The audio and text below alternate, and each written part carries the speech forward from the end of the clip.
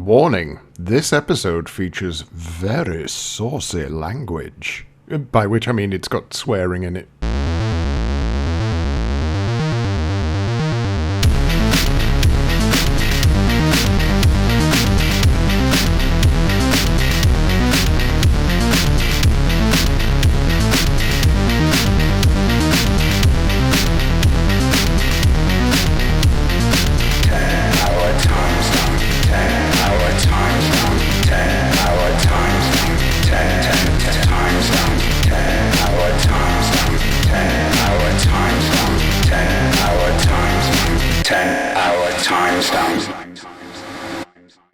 Hello, ladies and gentlemen, and welcome to 10-Hour Timestamp, the podcast that wants the moon on a stick. I am your host, Dave, from www.youtube.com/rose-tinted spectrum.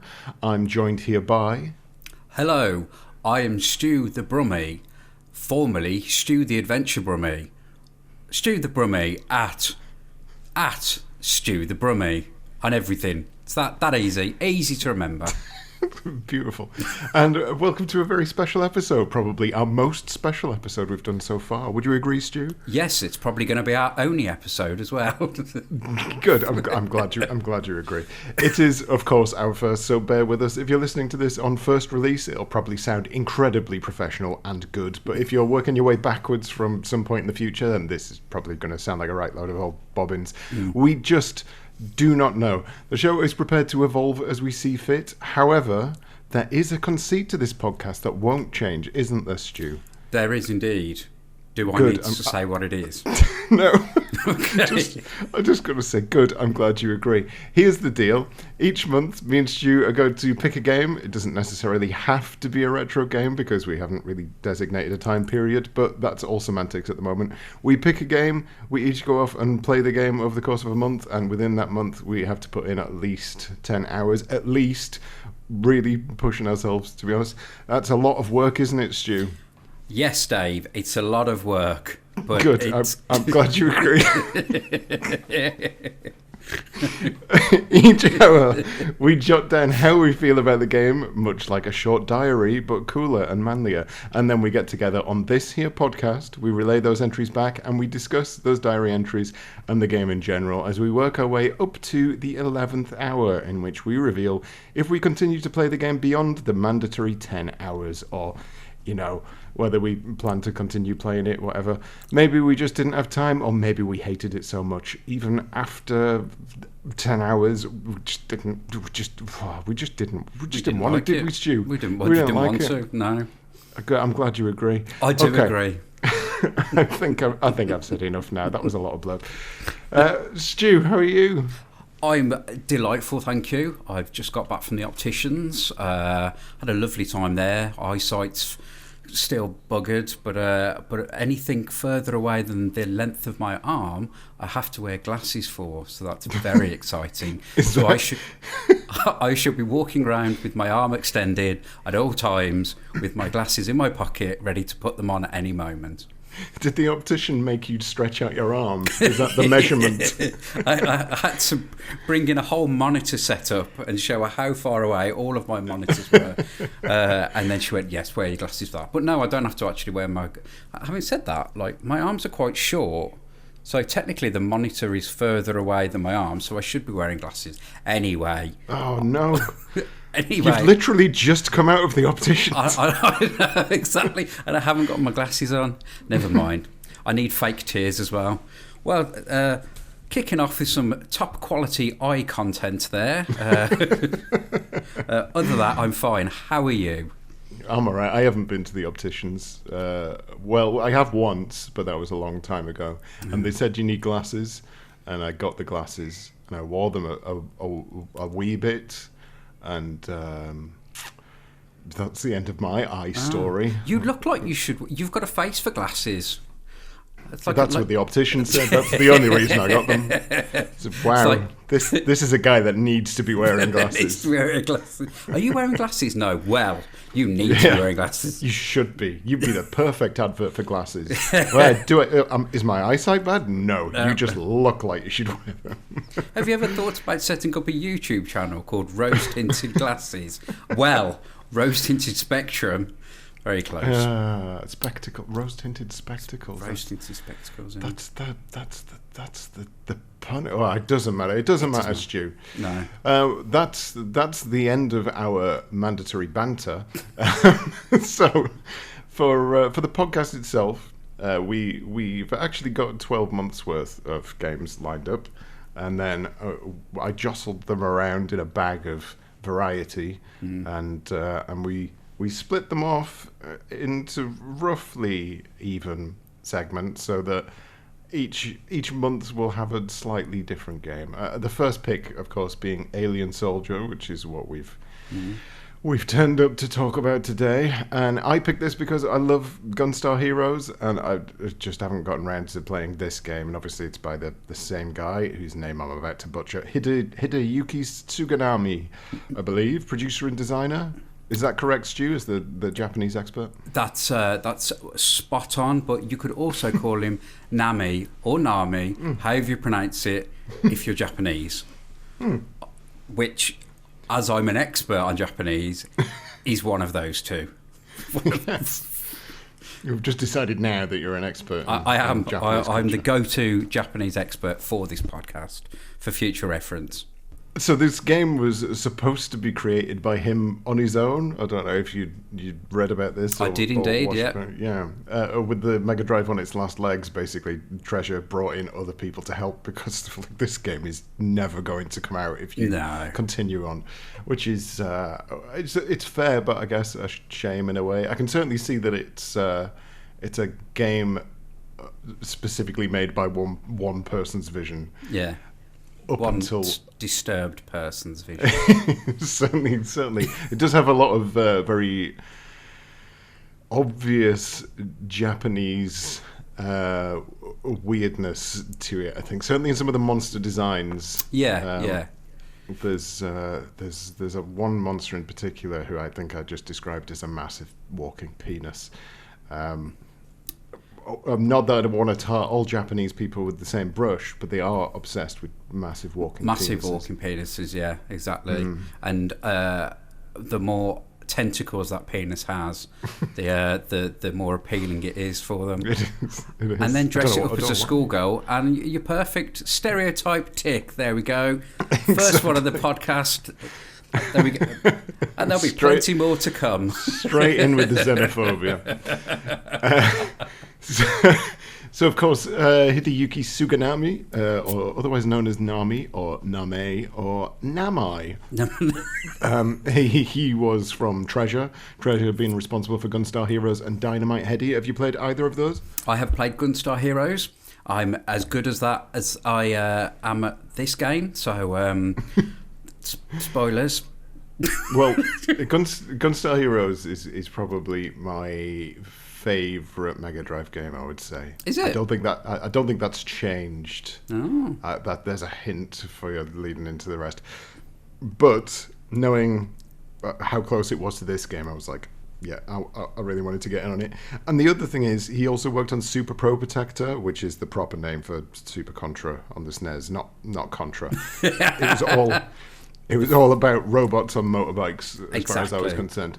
I had no idea what Contra was until playing Super Pro Protector, and then years later I found out it was part of this massive series. But Super Pro Protector absolutely blew me away on the SNES when I was a kid, and that was equally as difficult, if not more difficult than Gunstar Heroes. It was an absolute nightmare of a game.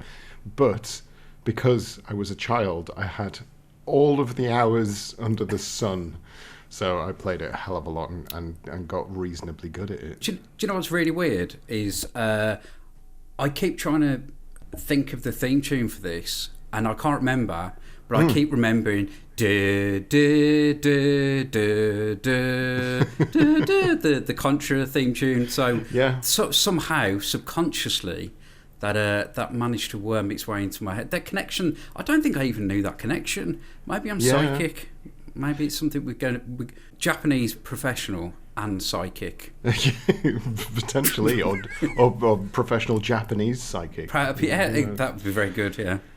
But yeah, I mean, I think once it's mentioned, it's definitely obvious. There's a lot of similarities between Super Probotector and this game, certainly. And I guess if you were going to just sum up the game in general, it's a run and gun game, but it's a run and gun game that is primarily a boss rush. Yeah. The levels are minuscule in comparison to the amount of time you spend fannying about with bosses. Did not know that before I started playing. No, me neither. The game, I think, has got quite a cult following after the fact, mainly because it wasn't released in North America. It was released through their mad satellite dish thing. The Sega channel. Yes. But it only got released in Japan and Europe on cart, and then obviously after the fact, people have realised, oh, that's Treasure. We like Treasure now. We didn't when they were releasing games at the time, but now we really do like them, and yeah, the game's kind of become a cult success from that point onwards. However, I think what we will do is go straight into hour one on our diary entries. So I've already heard these. I went in and did the editing beforehand just to make sure everything was up to speed, but Stu hasn't heard these yet. So we're going to run through these entries, and we'll come back to you after these. Okay, right. So I've just played my first hour, and I think I hate it. So I've learned that certain weapons do so first of all, after a ridiculously fucking long intro, which makes absolutely no sense. The Sierras against the, I don't know, then these things happen and they transform, and then there's two bird people, and I mean, what? I don't know. So I kind of learned that the Lancer is a decent weapon to have because it plows through the level quite quickly, and the homing force works quite well on the boss. I'm still only on the first level. I can't get past the first level. There's 12 different status windows. I don't know what the different. I can see what the difference is. Like, they're all showing you the player's energy, your force, which is how much is left in your gun, and then the enemy energy in like 12 different ways. And some of them are question marks, and some of them aren't. And it's like, why do you get more force depending on what kind of status window you have? Not a clue. And the control scheme is horrible. So there's two different ways of being able to control your player, which you alter by pressing A and down. And by pressing A and down, you can either basically run and gun, or you stand in one position and fire. Now, if you accidentally press A and down, for whatever reason, you suddenly can't run and gun anymore. Or if you're trying to stand in one position and you do, then it starts you running. But then A then is weapon select. But it's not a nice, easy weapon select. You can't just press A and then it cycles through. And you have to press like A and then left and right, and then make a selection with the B button. So when you're getting absolutely destroyed and you're trying to change weapon, it is so shit, because you're desperately trying to cycle through your weapons. It will select weapons where you haven't got any ammunition left. So you've got these. So you've got a choice of four weapon slots at the start, and you fill them up. There's a Buster Force, which is just like a straight shooter. There's a Flame Force, which is a flame thrower. There's a Sword Force, which is like a lasery kind of thing. Then you've got a Ranger Force, which is like a spread shot. A Homing Force, which will home in on whatever it is you're firing at. And a Lancer Force, which seems to be the most powerful of everything. But obviously, based on what you select, is how much force you actually get. So the more powerful the weapon, the less of it you have. So, for example, like the Lancer Force, you can select that. you go up to something and you can kill it in one shot. And then once you've killed somebody, it leaves you like an energy pellet thing, which you then collect to get your energy bar back up. But then if you have something that's utterly shit, you stand there forever firing, losing shitloads of health and also loads of force in the process. And then you get the health, like a tiny bit of health back. You might as well just like have the Lancer and save the homing thing. But then in the controls, there's also like a double something or other. There's a counter force, which is like a block, which I don't seem to be able to use very much. There's a hovering jump, which you hit jump twice and it does this hover jump, which is a pain in the arse, because like you'll very often do the hover jump when you don't really want to, and once you're in hover jump mode, you can't move. So you're literally just trapping yourself in the air. It's absolutely ridiculous. The only good thing that I found so far is the zero teleport, which is down and C, but all the controls are flipped if you are upside down. So far on the level, I've been using the lasery gun. I've been hammering my way through quite quickly, and I found that if you use the zero teleport a lot, you can just pretty much fly through the level straight to the boss.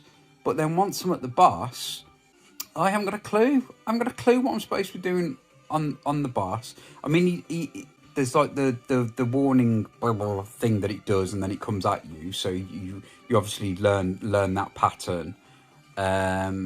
Once I've used the zero teleport and somehow managed to cause a lot of damage to him, but I don't know what I'm doing.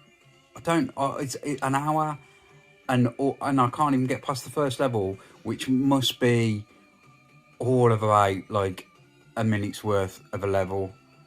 And I've got 10 hours of this. So yeah, brilliant. Thanks, Dave. I'm not sure how I can accurately describe the range of emotions I've just gone through in the space of an hour, but let me try. I've made notes. The first note just says, "Fuck, this is incredibly hard. Have I made a mistake?" That was definitely my initial thought process when I first started playing. There are too many controls. The character sprite is too big. I don't understand what any of these enemies are. There are too many weapons. I don't know what all the weapons do. I'm scared, and I'm tired, and I'm a bit hungry. The first boss had me completely stumped. I was hitting every button on the joypad in an attempt to flail my gross Birdman's limbs at a weird mechanical worm, but nothing was working. I was getting slapped out of the sky like a bee at a tennis championship. Finally, through some stroke of luck, I managed to take down the first boss with 1 second left on the timer, after already using up all of my continues. For those who haven't played the game, you get 3 or 4 continues. I should probably have checked, but I'm not going to. And the first boss appears after about 30 seconds. I had presumed that this was a mini-boss, but no. Stage 1 was clear, and just as soon as it told me that, Stage 2 started, and 30 seconds later I was staring another boss eye to eye. Oh dear Christ, I died. On death, I saw a list of progress. There was something like 20 plus stages, and I realised at that point that all of these stages were essentially bosses. How the hell are you supposed to even get past the first one without losing practically all of your health? I sat back in my chair for a moment and listened to the title music, nice enough tune, but it was interrupted by a demo reel. The computer had taken over, and the computer was doing a lot better than me. Rather than flailing around like a wet rope in a sailor costume, I'm not sure if that's a good metaphor, the performance on display here was like aerial Birdman ballet. Dashing through the air, turning on a point, switching weapons, positions, and stances, oh my. I instantly realised that in order to get better at this, I needed to get to grips with the controls. I spent some time in the tutorial room, which is clearly there just so you can get used to the sheer amount of nonsense you can deal with. Float in the air, double jump, dash, air dash, swap weapons, change stance. I spent some time memorising each and every one of these weird controls until things started to feel natural. Back to the first boss again, and things had changed completely. Dashing gave me iframes. I could rush through the enemy's attacks, and oh, what a feeling, I could also walk on the ceiling. And from that vantage point, I started to understand this rubbish worm's attack patterns. I downed the bastard and realised that the early Birdman does get the worm. Get it? Because the early bird... No, doesn't matter. As I headed to the second boss, I realised I could double tap attack to block enemy bullets and turn them into health. I have no idea why this is a thing, but it is a good thing, and I store it in my brain memory for later use. Then I died to the second boss again, but mostly because I was getting excited and not because I was rubbish. More practice than a third proper attempt. Worm dead, easy. Get lost, worm, no one likes you. Second boss, finally get used to his attack patterns and flatten him. He's some sort of big walking insect thing. I forgot to mention that, but it doesn't matter because he's now dead. I made my way through stage 3, and there's a big eye with orbs floating around it, and I can't seem to hit the bastard, so I just resort to literally sitting on him and spamming the punch button, which not only kills him, it turns all of his bullets into health, so I don't really take any damage. I'm not sure if this is what you're supposed to do, but this is what I'm going to do all the time. Third boss, Fat Samurai. 2 continues left. Long story short, I do not win, and the issue seems to be the amount of time you get to actually kill him. I feel like I'm starting to get to grips with things though, but I also feel like I'm missing something vital. Maybe I should actually read the manual like a good boy. Well, there you go, Stu. It sounded like you were having a very difficult time. Well, I'm glad we got to catalogue my first nervous breakdown. Yeah, I mean, it's as these podcasts go, it's going to come as no surprise that I'm the more casual gamer amongst the two of us. You're a seasoned pro. I dip in and out of things, and when I lose my rag with them, I stop playing them. Whereas obviously with this, I wasn't able to do that. I had to put the mandatory time in. But yeah, I was having a particularly bad time to start with, and I honestly, it started off, and at the end of the hour, I was like, I don't know if I want to do this podcast. I don't know if I play this game. I don't know if I want to speak to Dave anymore. I'm just like, yeah. So yeah, it was the first hour was considerably different to yours. It's quite interesting to hear your first hour, because halfway through your first hour becomes my second hour. But it sounds like when you initially nail the control scheme. Again, I don't want to go too much into the second hour, but like you have, something definitely clicks. If something falls into place, and you're like, okay, I know what I'm doing now. I am actually quite enjoying this. Yeah, because I got lucky, in all fairness. It was only because after coming off it that first or second attempt, and I was just almost as deflated as you were by the end of your first hour, effectively. And I just sat there looking at the demo reel, and when I saw the way the demo was playing, it was like super aggressive attack, whereas I was... it wasn't that I wasn't playing aggressively. Yeah. I just didn't know how to play. But yeah.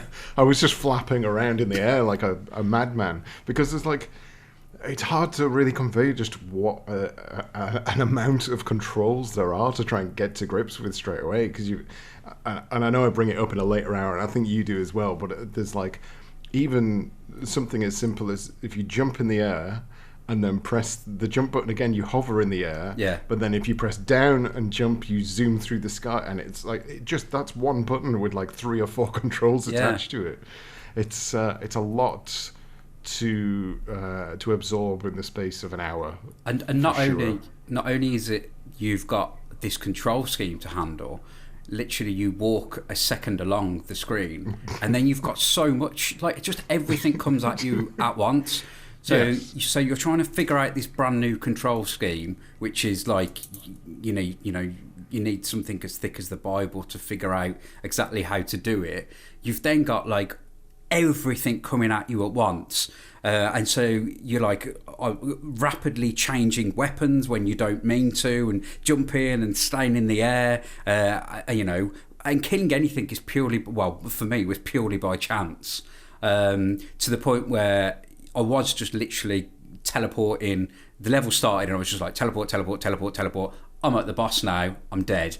And that was an hour. That was my hour. Yeah. Because the weapon wheel as well is another one. You've got 4 weapons, and the game doesn't pause or anything when you go into that weapon wheel. Yeah. You've got to bring up the weapon wheel, flip around to the weapon you want, press another button to select it, and then start firing. And in the middle of like a boss battle, or even just like against standard enemies, that is a lot to try and deal with. Yeah, I just like, why not just hold down A and press up or down? Yeah. Anyway, but it's a lot. It's a lot to take in. I mean, I got up to the third boss there, the samurai boss, which, I mean, even getting to that third boss, my times on completing the level, I was on like, I think literally the first time I got past that worm, I had 1 second left on the clock. Right, okay. Because I just everything just seemed to take forever to take down, boss wise at least. One of the other things you brought up in there though, which I do have to bring up as we've not mentioned it yet, is the massively confusing story. Yeah. Can you remember what the story was? It was.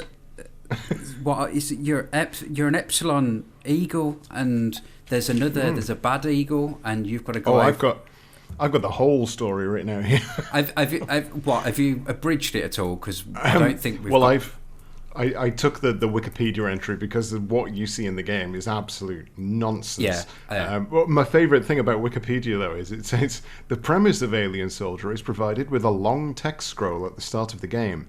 After the game has begun, it is not referred to again. Yeah, yes, that's absolutely true. Yeah, but like the first probably 10 minutes of my hour was sat reading that, thinking, all right, okay, yeah, well, so this is happening, and just as you think, oh, it's going to end in a minute, and we'll play. It's like what's his name? Nami. There we go. Yes, that's the one. Like it's like, right, I'm going to do an absolute whack load of speed now. I'm going to write a paragraph. Oh no, I need to do another paragraph. Oh no, I need to do another paragraph. And then about an hour later, that is the intro to the game. Yeah, I mean, it all looks very nice graphically. It's got some good artwork and stuff. But I was sat there reading it. Was like, are these words? So the actual story is, in the year 2015, very far in the future, the A-humans of A-Earth have created genetically engineered A-humans capable of superintelligence and strength, as well as parasitic coexistence with machinery and animals, particularly humans. A terrorist organization known as Scarlet rose up within this race and sought to dominate the rest of the A-humans and A-Earth by locking the planet down and keeping anyone else out. During the height of Scarlet's power, an assassination attempt on the group's leader, Epsilon Eagle, was carried out by Special Forces Group. Scarlet fought back with their powers, and the battle somehow breached the space-time continuum. Epsilon was gravely injured and cast somewhere into the continuum. Seemingly gone forever, another Scarlet member, known as Z-Tiger, took control of the organization. Under his rule, Scarlet became too brutal even for themselves, and they called for Epsilon to reclaim his position. More or less isolated from the rest of the group, Z sought to find and assassinate Epsilon himself. He planned an attack on an A-human research laboratory where children with special abilities had been kidnapped and experimented on. Upon arriving, Z-Tiger sensed the presence of Epsilon in one of the boys. However, he was unsure because he could not pinpoint the evil from Epsilon, who had entered the boy's body and was now living as a parasite. Z-Tiger took a young girl hostage and threatened to kill her unless Epsilon revealed himself. The boy flew into a rage and morphed his body into Epsilon himself. Z seemed to sense this strange power and, in fear, killed the girl and fled. Epsilon had completely split his dual personality apart, with both good and evil Epsilons now chasing after Z-Tiger. What does any of that mean? I don't know. There's a lot of a-holes, more like. Yes. Yes, and people entering children's bodies as well. Yeah, which is a worry. And he said, what was that? That when he turned into Epsilon, he then felt the Force and noticed it. I believe so, and then he split into dual personalities. And I think you're playing the good personality and you're going against the evil. Honestly, I don't know, because I don't know I can't remember what the main character is called.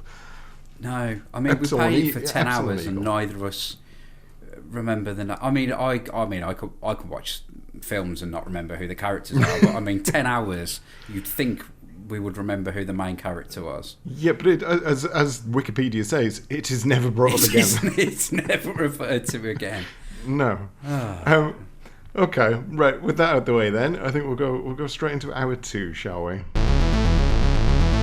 Okay, end of hour 2, and well, fuck me. At the end of the first hour, I kind of said to Dave, fucking hell, this is really hard. I don't really know how I'm going to improve, blah, blah, blah, blah, blah. Dave then basically just said, read the manual and watch the demo videos. That's all he said. So I read the manual, which I didn't find massively helpful. But then I watched the demo videos and, oh, yes, yeah, the manual was helpful because I learned that the double B attack that basically blocks anything that comes from an enemy then turns into energy. So that's great. So that's got me through the level, and literally I was getting to the end of level boss, and I was timing out because I was lasting too long. Story of my life.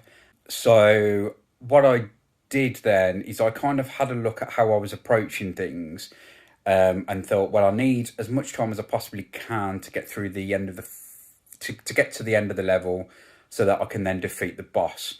So basically, I equipped myself with one of the lasers, just changed my fighting stance so I could run and gun. I got the run and gun one. I basically powered it through to the end, and then found that the dash attack, when you've got full power, basically knocks about a third of the energy off. So it was a case of doing a dash attack, doing a bit of fighting until I could get back to full power, doing another dash attack, blah, blah, blah, blah, blah.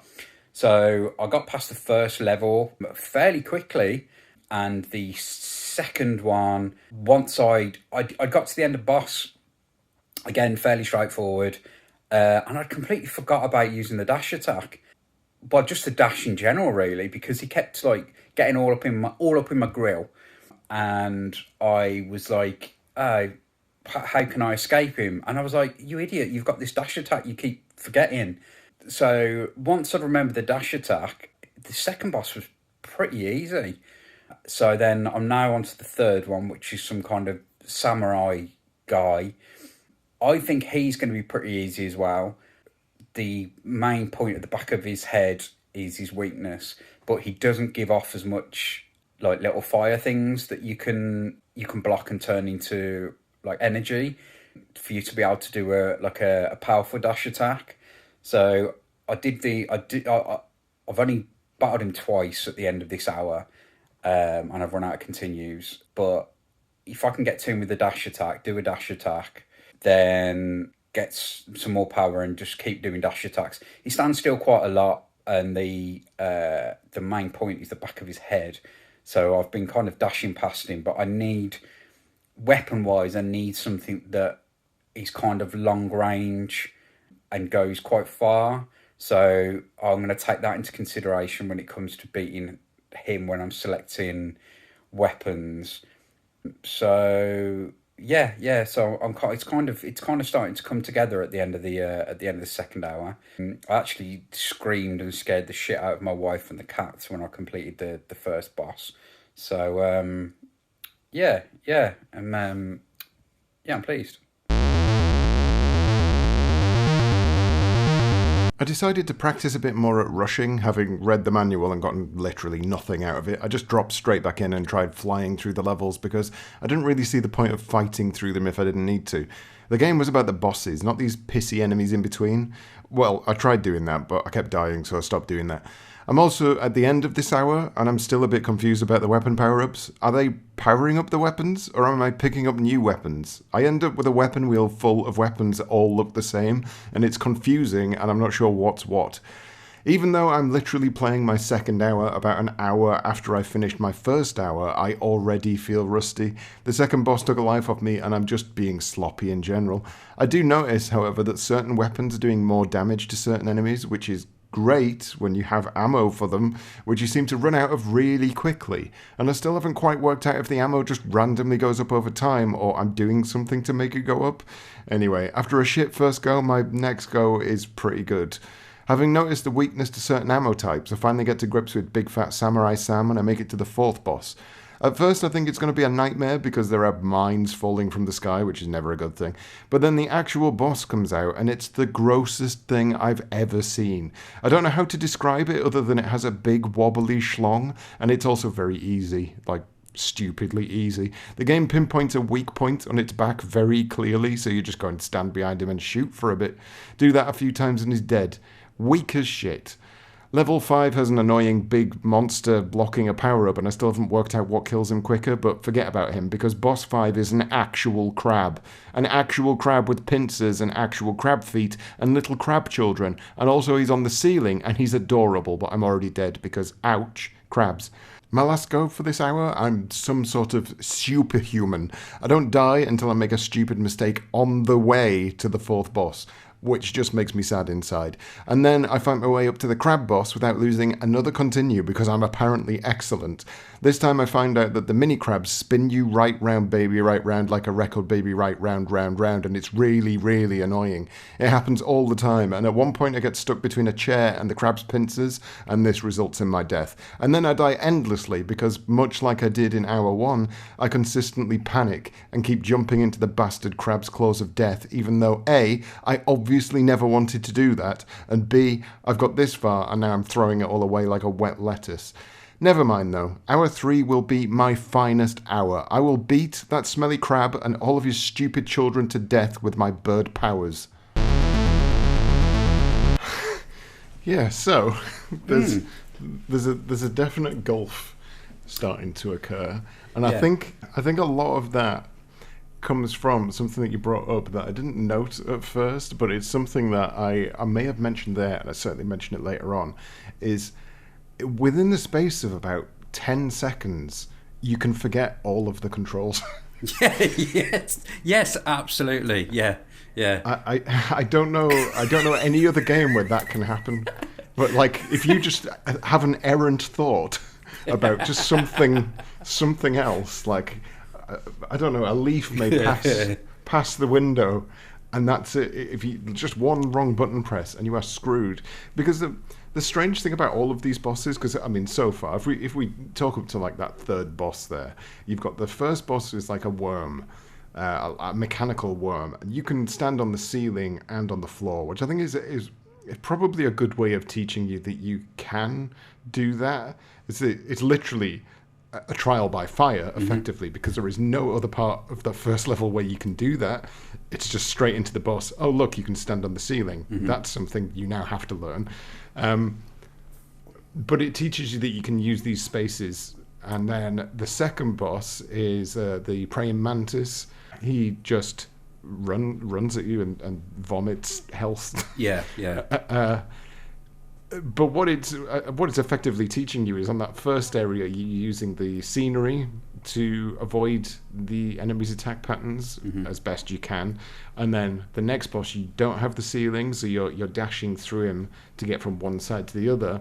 But you also learn that you can turn the bullets into health.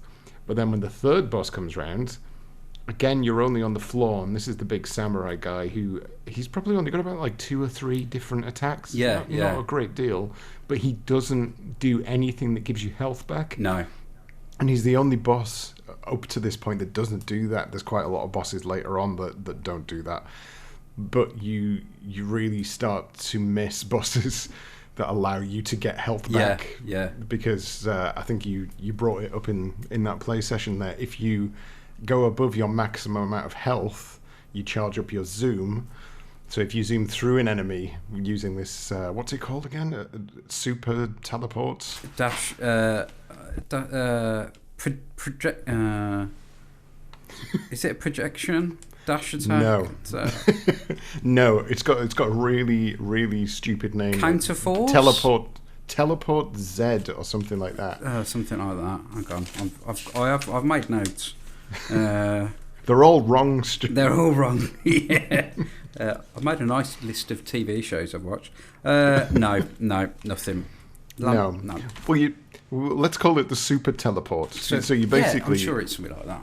Yeah, you fly through an enemy, and as you do that, it takes off a whacking amount of health.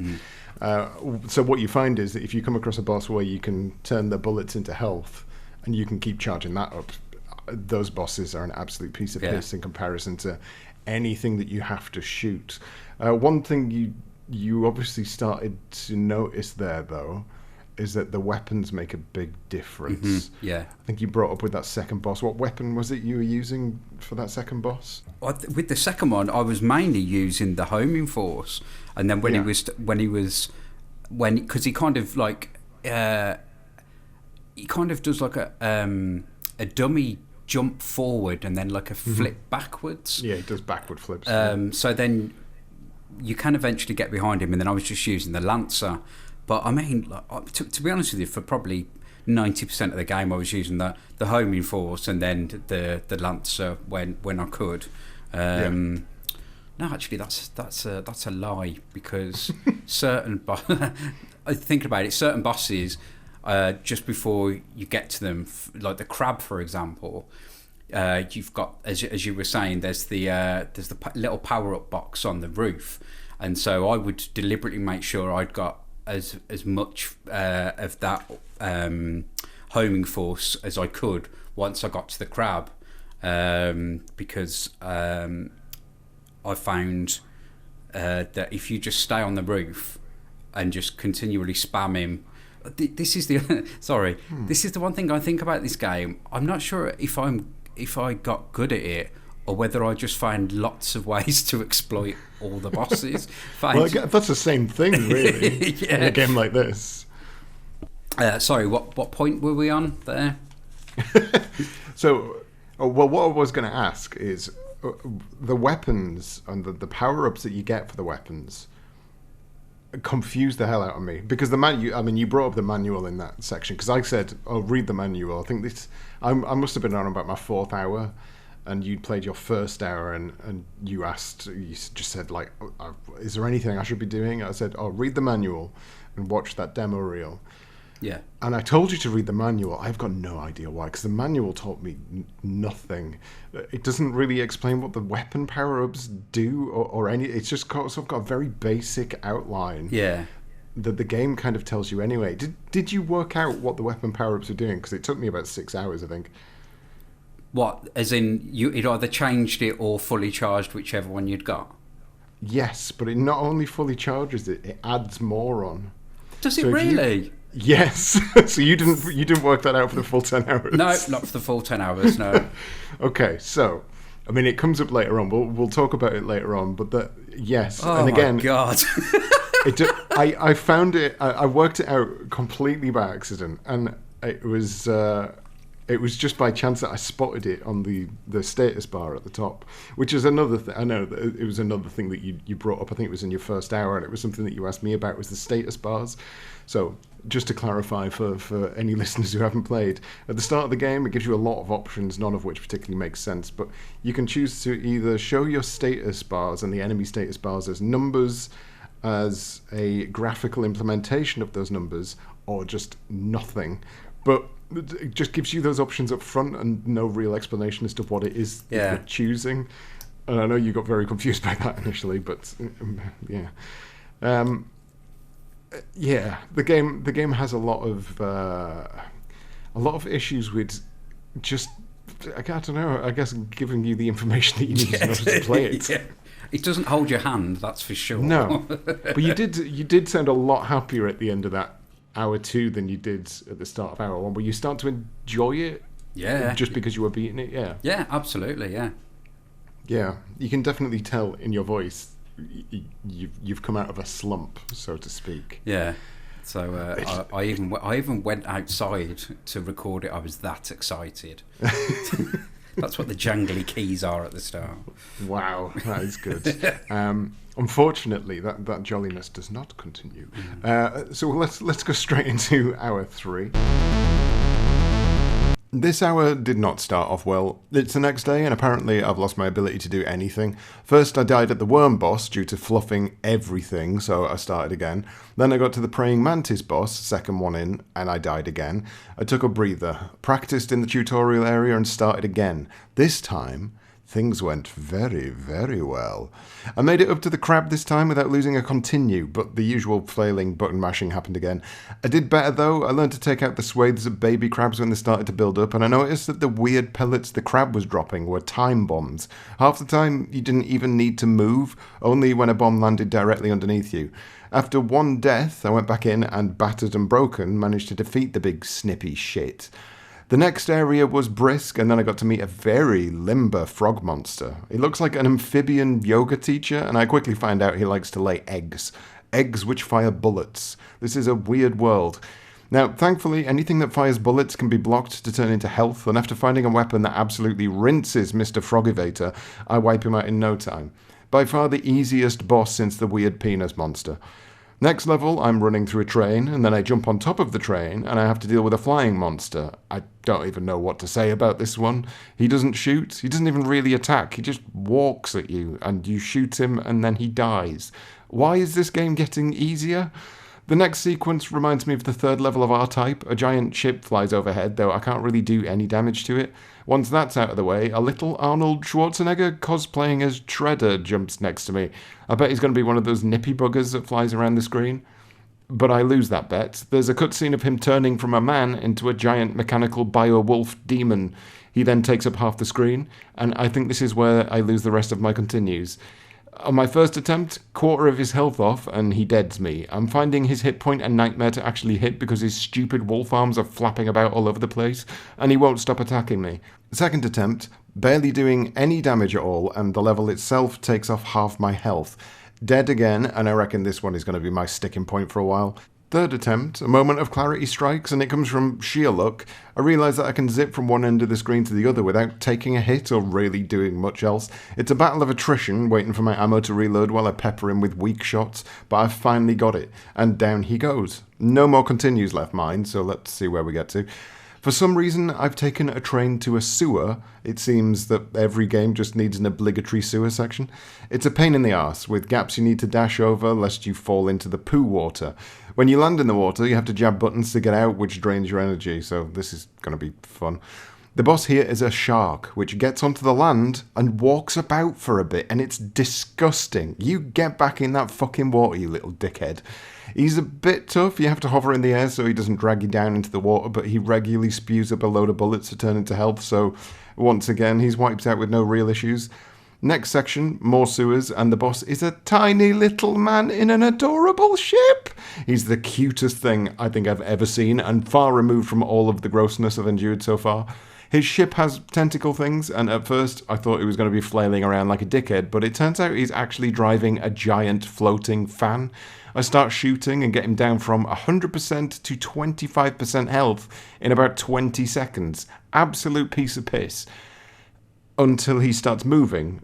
Oh dear, this is going to be a nightmare. He's shooting lasers, I'm having to jump over gaps, but I keep falling in the water. I can't get a shot off, and when I do, it misses every time, and then I drown myself to death.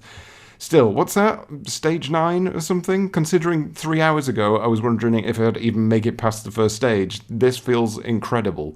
This game does a very good job of showing you that you can beat up a giant robotic demon wolf, but then get downed by a little man in a big fan. Right, just finished hour 3, so I kind of got the skills that I need to get through the first 3 levels and get past the first 3. Well, no, I can get past the first 2 bosses, but I keep getting to the third one and they're just constantly getting killed. I've been getting very, very close to killing him, but I can't do it for some reason. Because he doesn't attack with like a projectile, there's no way of me doing the block attack to get extra energy to then be able to do the dash attack. So that's a bit frustrating. So I just keep getting stuck on him and eventually just run out of energy because I can't get past him. I think I need the best thing seems to be the homing force fire stuff, because that seems like it penetrates his sword. But we shall see. So you started very low, No. 1. Went very quite high. It was 7 out of 10. Hour 2. We're probably back down to about a 3 3 out of 10. I'd say so. 3. Yeah. I mean, it's a shame. I mean, kind of you've alluded to it as well.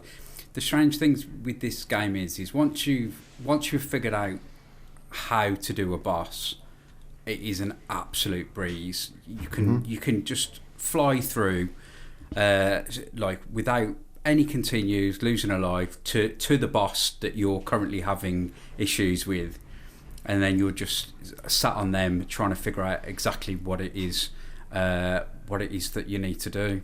Yeah, it's weird, and I think the potential issue there is, I notice you're relying very heavily on that dash attack because it is the most powerful attack, and Fat Samurai Man has no way to take advantage of that unless you got it when you first reach him, but then that'll only account for like maybe a quarter of his health. Yeah, and that's what I was getting to him, doing one dash attack and then going, I've got to actually shoot him now, haven't I?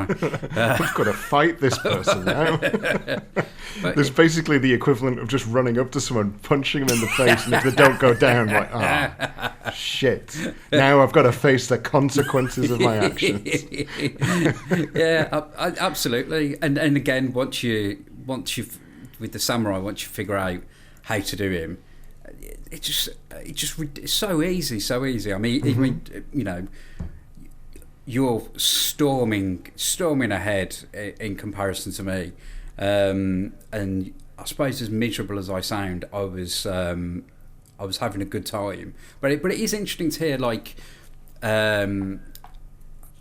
how you like. It felt like the creators were like really into the game, and then they created like 3 or 4 really easy bosses, after 4 or 5, and then went, oh crap, we've made this a bit easy now, we need to start upping the ante again, because there is like a run of like 2, 3 of them that are really easy. I mean the frog, almost pointlessly easy. Yes, yeah, absolutely. And as you said, they're introducing like little mini bosses every kind of 3 or 4 levels. There's like a mini boss before the main boss comes along. So but you seem to have really kind of got to grips with how it is. It sounds like you had a similar thing where you just suddenly become really crap for no reason at all, and as you said previously, you like you just completely forget what any of the controls do. I'm hitting like B to try and change weapon and doing dashes on the wrong button, and it's so strange how, I think because there is so much going on prior to and then during the boss, especially things like the crab where you've got the crabs doing pincers, then you've got the little crabs that can pick you up and spin you around, then you've got the little bouncing bombs, and then occasionally health will appear that you have to zip across to try and pick up, that you do get a bit, it's proper sensory overload, isn't it?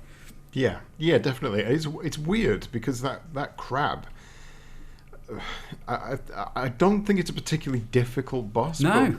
But of all of the non-difficult bosses, that will probably kill me off more than anything else, because it's like one mistake does a good 1/3 damage. Yeah. Like if he hits you with one of his pincers, that is 1/3 of your health off. And because it just lulls you into this false sense of, especially as we'll no doubt get into later on, when we're on like hour 8 or 9 and you've got further ahead, you just want to get through those early stages. So you're just kind of rushing into things like, I know how to do this. And then you get there, you press the wrong button, and then you've just lost to continue because you haven't been concentrating. Yeah. It's very, very punishing over anything, any tiny mistake you make, and forgetting the buttons is a mistake too far for this game. Absolutely, because with the crab, you bugger up. I spent most of him doing on the ceiling. you bugger up, and you just drop down. You're picked up by another crab. You're tossed around. You pincered. I'm just desperately trying to get back on the ceiling, and it's just one thing after another. And like you say, you start really cocky. Then there's that one little mistake, and you're like, bugger! This is game over for me on this particular boss. So well, that's interesting, because that crab, I don't think I ever went on the ceiling a single time. Really? I did all of my fighting downstairs. So I was basically standing at an angle and shooting into him, and then when he started to lift his pincers up, I would just dash in any direction to get away from him, and then clear up the crabs, and then get back under him again. And when he was doing his little time bomb egg drop thing, half the time I didn't even have to move. I was just stood, just shooting him in the face while he dropped his little egg bombs. Well, because I went on the ceiling. I used the homing flame and a dash attack. Then I found out that if you go to a weapon that hasn't got any energy, and you keep hitting B twice as if you're trying to get energy from something, it will then do a little flame. So I kept flaming him with that, and it was taking off quite a substantial bit of energy each time. So although I was equipped with a weapon without any energy, I was able to keep double tapping B to do like the move to deflect and turn it into an energy. Yeah. And it was taking power off him. So I kept doing that while I was waiting for my auto, what's it called? Your homing flame thing. My homing flame to fill up, do that, then keep doing that like cheatery attack, fills up, do that, and that's how I destroyed him. I didn't spend any time on the floor at all. Well, that's a good thing to bring up, the weapon ammo in general. I think I mentioned it either in this hour or the previous hour. Did you ever figure out what was happening with? So you use a weapon until it's run out of ammo and it's got no ammo left, and then it turns into a steam gun, which might be what you were using then. And I think you just have to hold down the shoot button to do it. If I'm correct, I may be wrong on that. But it does. If you run out of ammo, you only have a steam gun left, and to get ammo back on your other weapons, you have to use different weapons. That's right. Yeah. To bring the ammo back up. I didn't realise it turned into a steam gun. I just thought the attack, the deflection for energy attack, just happened to cause harm. I mean, it's very easy to make that mistake, because there's so many little things going on in the game that just aren't explained anyway. Yeah. I'm fairly sure that's what it'll have been. It'll have been the steam gun. So when you run out of ammo, you just get it's just like a little out the front of your gun. Ah, okay. And as he's a crab, that might explain. You might be steaming him in his shell. I might be steaming him in his shell. But yeah, yes. Once I'd figured that out, again, it was plain sailing through him. But watching, playthroughs of other people, they've all done it the same way as you, which is why I was saying I feel like I'm kind of glitching my way through the game at this point. But this is the other thing, and there's a few times, certainly on my hours, where I've taken a break between, because you get locked into doing things a certain way, and just you keep doing it that way, whether it was successful or not. Yeah. You just get so used to I've just scraped through last time, so it kind of works, so I'll just keep doing that. And sometimes you just need some time away from the game to forget how stupid you were. Yeah. And so that you can try it a different way. And you even said to me, you said, I'm going to stop now because muscle memory's kicking in, and I'm just doing the same thing. So, yeah. Oh. Okay, let's go straight into hour 4. Let's go straight into hour 4. Foul. The play sessions are becoming longer now because I tend to be able to get further, but my feelings in this hour can probably be summed up with a limerick. There once was a man in a fan, and I shoot at his face when I can, but he blows me about, so I swim with the trout, and I think he's a massive twat. On my best run here, I got all the way to stage 10 before I lost to continue, and then stage 11, with its little man in a fan bitch, slapped me down to a single continue. Due to the amount of times I had to repeat him, I did learn a few things though. One, get that big, heavy laser beam because it does an absolute ton of damage. Two, the laser beam hardly has any ammo, so get 2 for good measure. More lasers equal more good. I worked out on my last continue that you can parry the lasers he fires when he begins to fly away. So if you can jump your way across the landscape without falling off, parrying will deflect his stupid lasers back at him and kill him. This seems to be the best method. It certainly worked on my last attempt, but on reaching the next level, I had literally 1 hit point on my energy bar and no more continues. Then something weird happened. I came across a small blue teddy bear crying for help. At first I thought the small blue teddy bear crying for help was going to turn into a boss, and this was all a small blue teddy bear ruse, but something weirder happened instead. He got into a boat and gave me a lift. After a few waves of enemies, I come to the boss, a giant lobster, who picks up my new friend and chucks him off into the distance. Then he does 1 single attack, and I get hit by that 1 single attack, and my 1 single hit point vanishes as fast as my confidence. So long, cruel game. I think that might be enough for today. I'm on day 2, and I've already put 4 hours in, and I'm almost halfway through it by the looks of things. Will I beat it by the 10-hour mark, though? Eh? Will I? Will I do that? I don't know that yet, but I will when I read this out, so that's exciting. Okay, bye. Just finished hour 4. I can get through the first 3 bosses in one go now. Onto boss 4, which is a weird monstery leg thing that fires rocks and wasps or bees or something at you.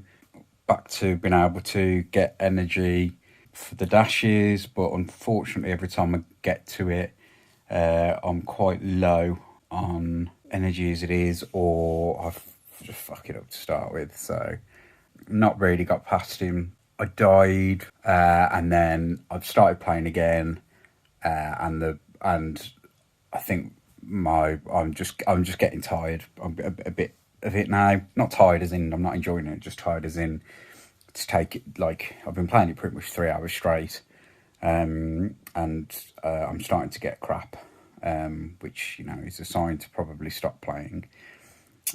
So I'll give it a rest for tonight, and then try again in the next couple of days with fresh eyes. But yeah, the first 3 bosses now, I know pretty much what to do with them. So yeah. Okay, so you sound like a man defeated, but I think that's probably because you tried to plow ahead all at once. By the sounds of it, you just played those 3 hours back to back. Yeah. It's I was still enjoying it by the end of the 3rd hour, but I was just it does genuinely take a lot out of you, and Johnny McBig Bollocks here, he thought, oh yeah, I'm doing really well on this, I wonder where Dave is, and blah blah blah, and you're like, I've nearly finished the game now, kind of thing. And I'm on like the 3rd or 4th. Only halfway. And I'm on slimy big cock. That is so easy. Like once you figured out what to, you literally dash attack, stand behind, and then just hammer him until he or she is gone. It's embarrassing.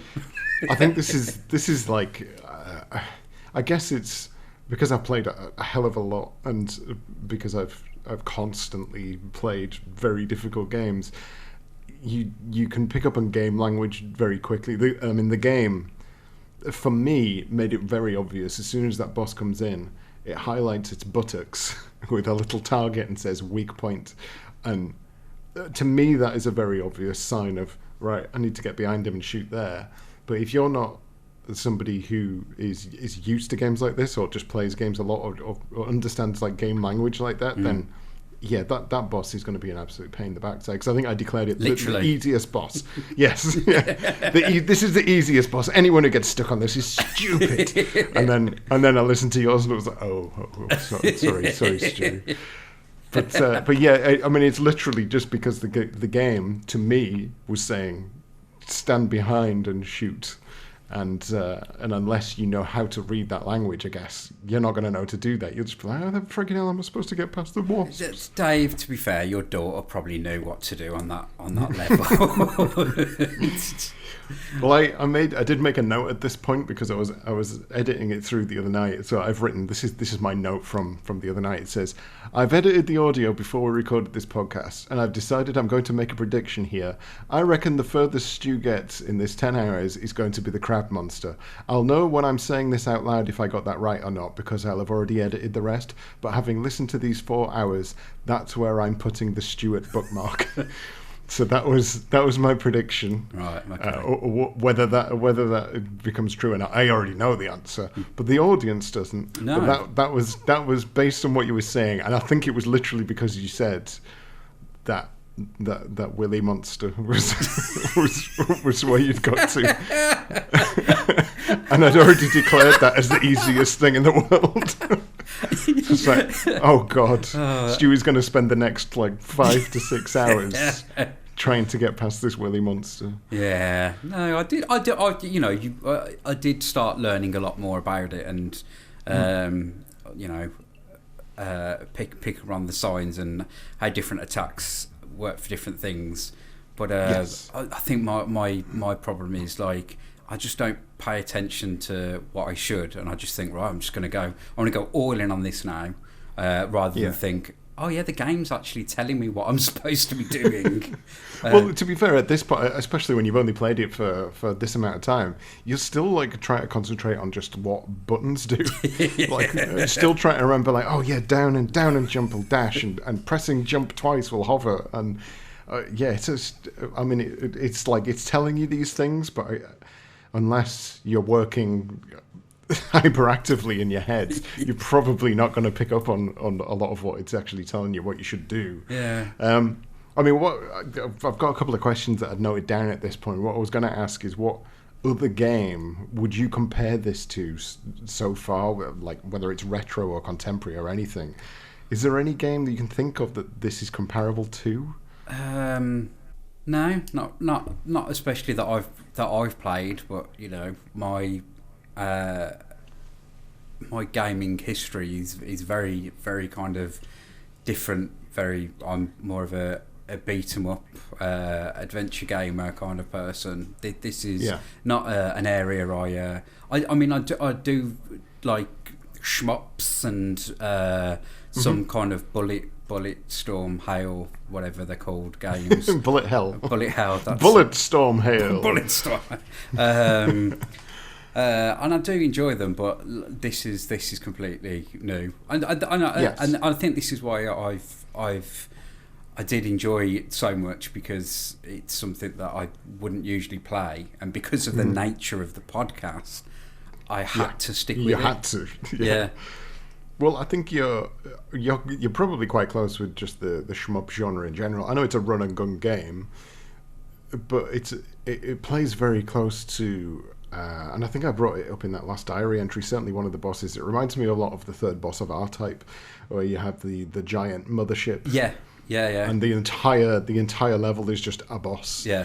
Well, the only other game I could think of that I could compare this to is Shadow of the Colossus, where you're going off to fight all of these bosses, and the levels are the bosses themselves. Yeah. Because I think that the levels prior to the bosses in this game are pretty forgettable. There's nothing that really happens in them that makes me think oh yeah, that was a great level. They're just kind of, sometimes they don't even bother putting one in there. You just go straight onto the next boss. Yeah. But they're almost just there to fill your health back up and maybe act as a slight hazard, but.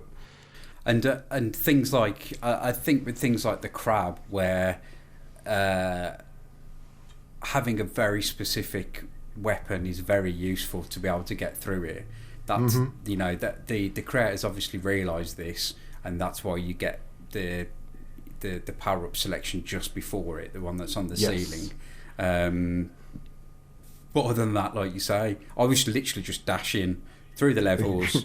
And once I was at full health, I was like, right, I'm just going to dash to the end of the level now, because I have no patience at all. Yeah, there was a point I was doing that. I think certainly it comes up. I thought, right, this is what I need to do.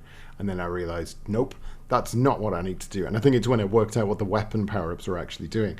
But did you notice that different weapons do different levels of damage to different types of enemies? Yes, yeah, I did, yeah. Because initially I thought the Buster Force weapon was fairly useless, but then I would pick that up by mistake and start using it and think, oh, actually, it seems to work a lot better with whatever than what I was previously using. Yeah. Obviously not memorable enough for me to actually remember where I used it. No, because again, it's another thing to remember, as well as absolutely. all of the buttons. I mean, the Ranger, the 3-way one, that was the only one that I didn't use at any point.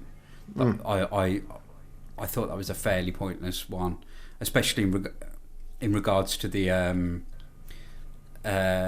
your kind of control fighting stance, whether you just run and gun or whether you use the stop. But I'm sure we will cover that more later. There's probably a few scenarios where it's useful, but probably not useful enough to swap it out for something else that's going to be probably more useful later on.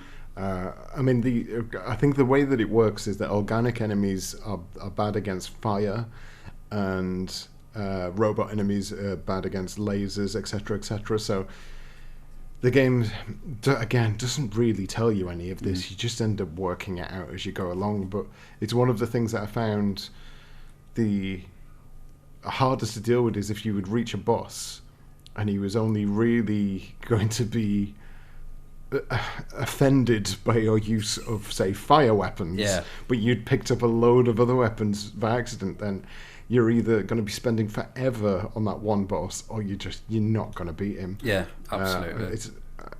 It's hard work.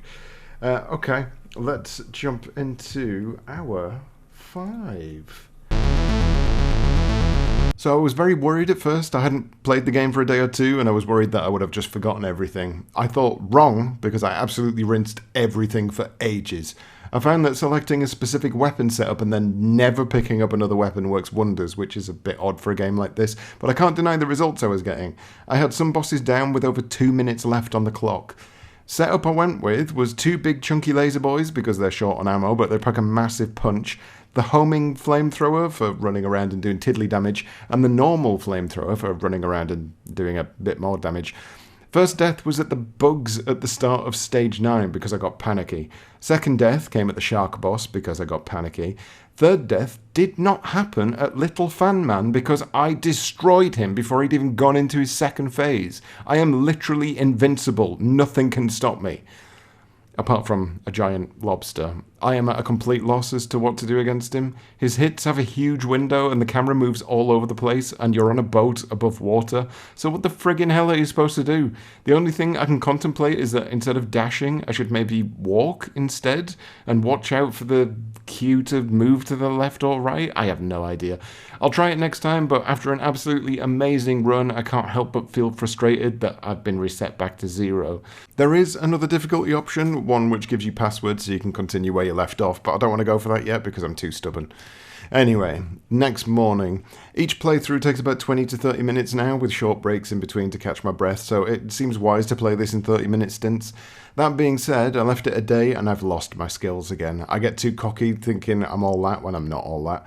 First, I died on the way to Crab Boy, and then second, I died to Crab Boy, pressing the wrong buttons and smashing my face into his big crabby body. I have become useless. One thing I find that I consistently do, and specifically on this run, it become most apparent. When in the air and hovering, I instinctively want to press down and jump to stop hovering, but instead of dropping down, I do the stupid 0 teleport and smash into whatever it is I'm trying to avoid. I need to get out of this muscle memory if I want to actually beat this. Anyway, this time I learned a few things. Firstly, you can take out the worm beast on the mothership area, so that's a thing. It drops a load of health, but you'll probably lose a load of health trying to get him dead, so swings and roundabouts. The second thing I learned was when I accidentally picked up a power-up, I noticed 2 golden pips next to the energy for one of the weapons. Does it increase the amount of ammo they hold? It seems so. And also, I worked out that if you shoot the power-up, it'll turn into the weapon you shot them with. This is very interesting, and definitely something to incorporate in future run-throughs instead of ignoring them all, especially if I can upgrade the beam weapon to be an absolute nightmare. The only issue is when you die, all upgrades are lost, so probably don't want to rely on them too much. Moving on, I died to Fan Man. Specifically, I didn't die to Fan Man. I killed him, then as he was dying, I fell in the water and drowned and had to do it all again. When I got back to him, he started using moves he's never even done before because he's a hateful little prick. I did manage to kill him though, just. Barely any health left. On my last continue, I limped my way to Lobster Boy and decided to forego dashing and simply move left and right to get out of the way. It takes a couple of punches to really understand his signals, but this is exactly what you need to do. Shoot up, move left or right to get out of the way, recenter yourself, shoot up, keep doing it until he dies. There are sections where he jumps out of the water and brings a load of little crabs with him, which is great for getting your health back up, but it also makes me forget what his left and right signals for attacks are, and I get absolutely pounded. But this time, he only had 25% health left. Piss, shit, and bear balls. That's all I've got left to say. But at the very least, I can go into Hour 6 with new knowledge. I'll get that big pinchy mother next time. Right, end of Hour 5. I can now get to the level 5 boss. Straight the way through, 1 credit, very easy. Now everybody will know where their weaknesses are and what weapons I like. I tend to stick with the flame, auto bloody flame thing, or the fast shooty thing. Technical. And then as my main weapon, I have the lasery thing as the powerful one. Most of the bosses involve get to them, do your dash attack, then fire at them with your powerful weapon until you can refill your dash attack again. Keep doing that. That's pretty much how every kind of levelish goes that same kind of way, really. A lot of the bosses you've just got to get behind, so you can just get behind them, keep doing your dash attack, and that's it. If anything, I'm running out of time trying to kill people. So I'm on the crab now, which I'm finding quite difficult, but I've just learned his routine of he opens his claws, and then from there you can fire, and I can't figure out if he's dropping power-ups or not, but we'll soon see. Bye. Bye. Bye. So a couple of things in there. Time limits. Yes. Time is tight. Yes, it's is. like 3 minutes, I think, per stage. I was going to say, so when you first start the game, that worm boss initially, I still had like 0 time left on the clock. Yeah. But later, as I was obviously getting used to the game and how you kill things, I had like 2.5 minutes left at one point. I think my best run, I had like maybe 2.5 to 2 minutes 40 seconds left on the clock. And that's what I really, really like about the game, is it shows you how much you've improved on those early sections. Yeah. As I referenced this at the end, so I won't talk about it too much. But the thing is you've got, if you've got these specific play times and you've got this time, I think I'm going to play this for an hour or whatever. Mm-hmm. You'll find it'll take you like 20-30 minutes just to get to where you got up to before, and you only have to die twice, and that's your hour out the window. That's that gone. And I'm shit at the game as well. I do think it's the biggest issue with the game. I really like the game. I think it's fairly obvious from my diary entries that I was obviously enjoying myself a lot. Even when I was frustrated, I was still enjoying getting there. But it's that length of time. Like, the further into it you get, the longer it takes to get back to the point of trying again. And you get that caught up in the fact that, it's taken me 20 to 30 minutes to get back here. If I do this wrong, I'm starting all over again. Yeah. And just having that in your mind is enough for you to just fluff everything. So the lobster boss that I was stuck on in this one and in the previous hour, it was certainly my my version of your level 1 boss. Oh, how embarrassing! But it's certainly. I think I mentioned this to you before we even started doing the podcast. That my skill ceiling, I can ramp up very quickly and look like I'm doing excellent. But once I hit a ceiling, I can just bounce off that ceiling for so long, and it becomes extremely frustrating because I keep doing the same things over and over again. Yeah. Even though I know it's not working. Yeah. I'm not saying anything at this stage, but yes, I know exactly how you feel. Oh, also, I did just take a clip of this beautiful soundbite. Technical. Which I may have to use just as a standard soundbite every now and then, because it was the exact moment Stu went insane. Yeah. It was interesting though, because like we both seem to settle on the same kind of weapon set. You went for the auto. Why do I keep calling it auto? You keep going for the homing flame and the regular flame, and I went for two. Homing flames and two lancers, but they definitely feel like the most comfortable weapons to play with, kind of throughout, because they cover all bases. I mean, the only good thing that some of the rapid laser and the buster weapon, the buster force, things like the big slimy dick.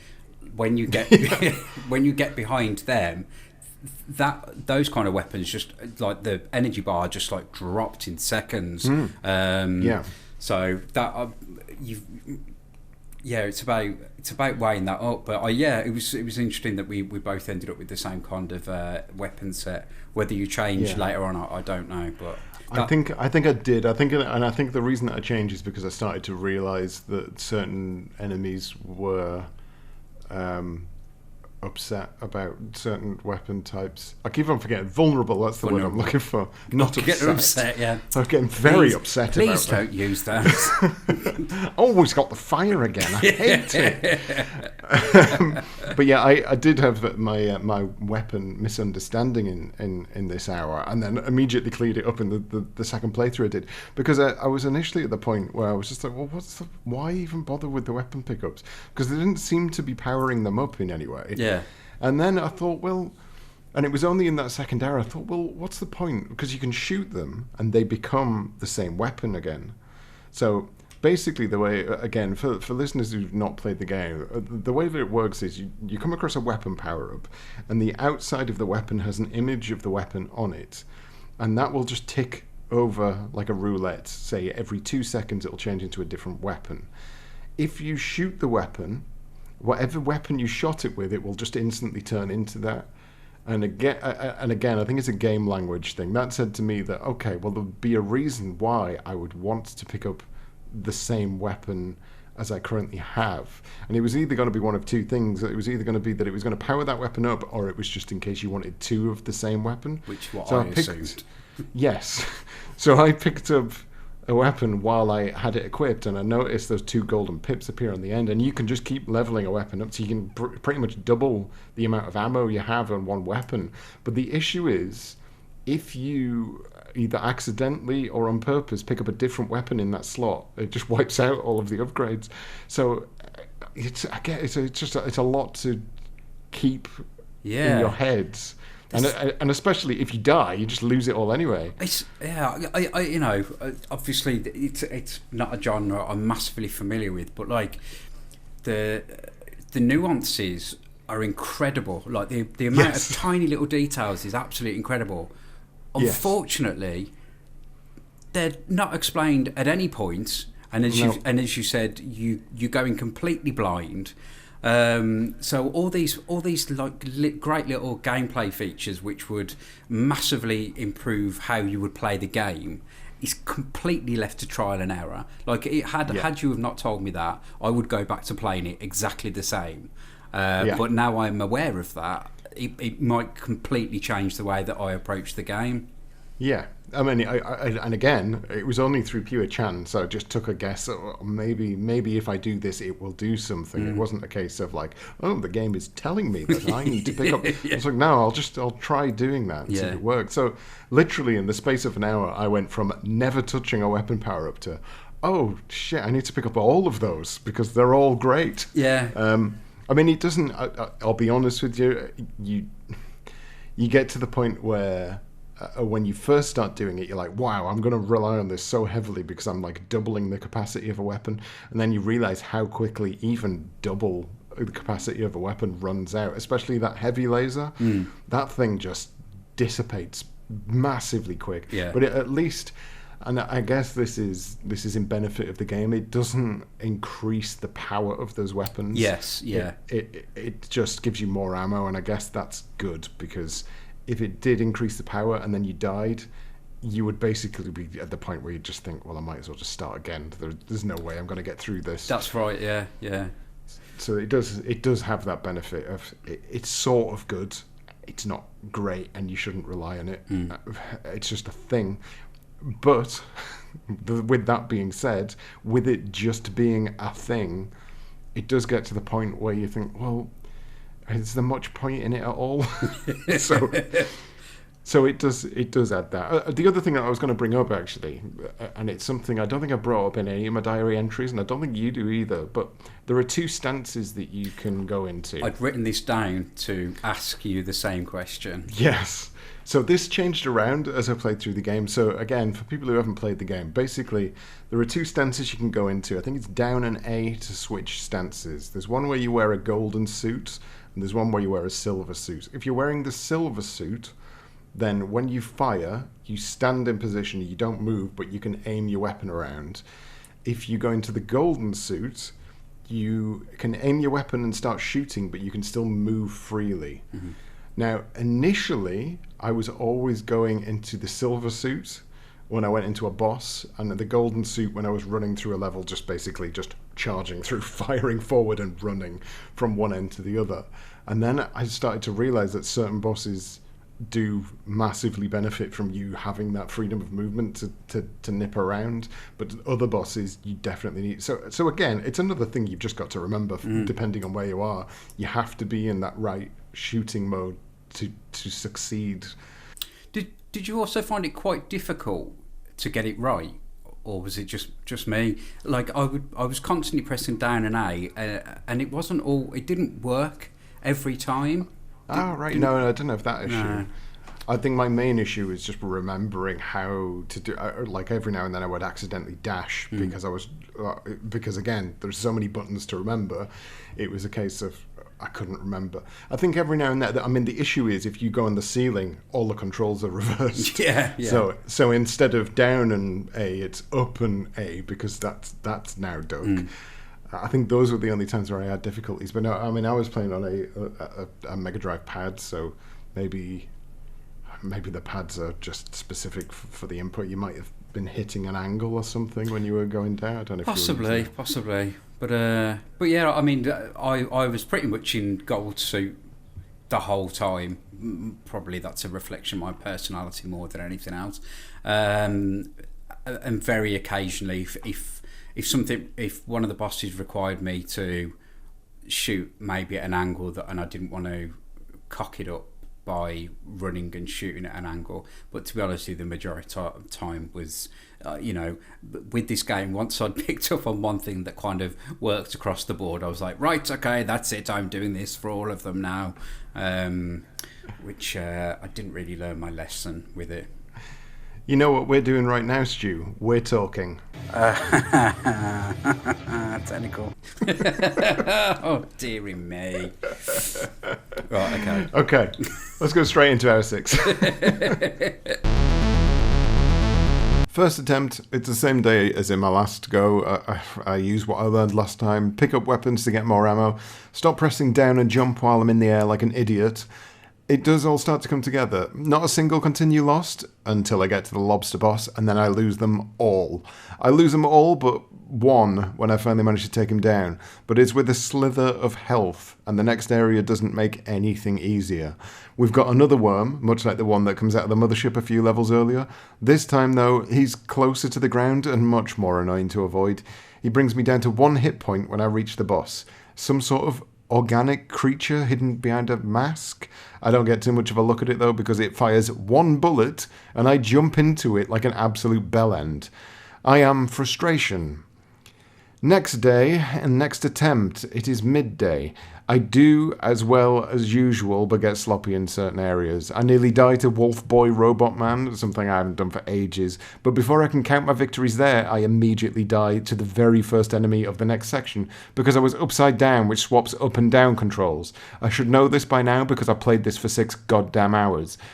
This go, I didn't get much further, and all I can really say is that I fucking hate the lobster. I hate him. I hate the level he's in. I hate the boat. I hate the way he throws my beautiful blue teddy bear away. I hate him so damn much. I keep misjudging which way he's going to swing, and sometimes the camera jostles around so that it doesn't even matter if I dodged. He'll hit me anyway. He wiped out the rest of my continues, including one where I got him down to 1 hit point, and then he slammed me. There was some swearing in the air when that happened. When I did finally beat him, I instantly died to the worm on the next stage. I think I'm at the point where I need to leave it for a couple of days, reset the muscle memory, take a breath, and then go back to it. Stupid bastard game. End of hour 6. I can now get to stage 7 without losing any credits. So yeah. Not really a great deal to add.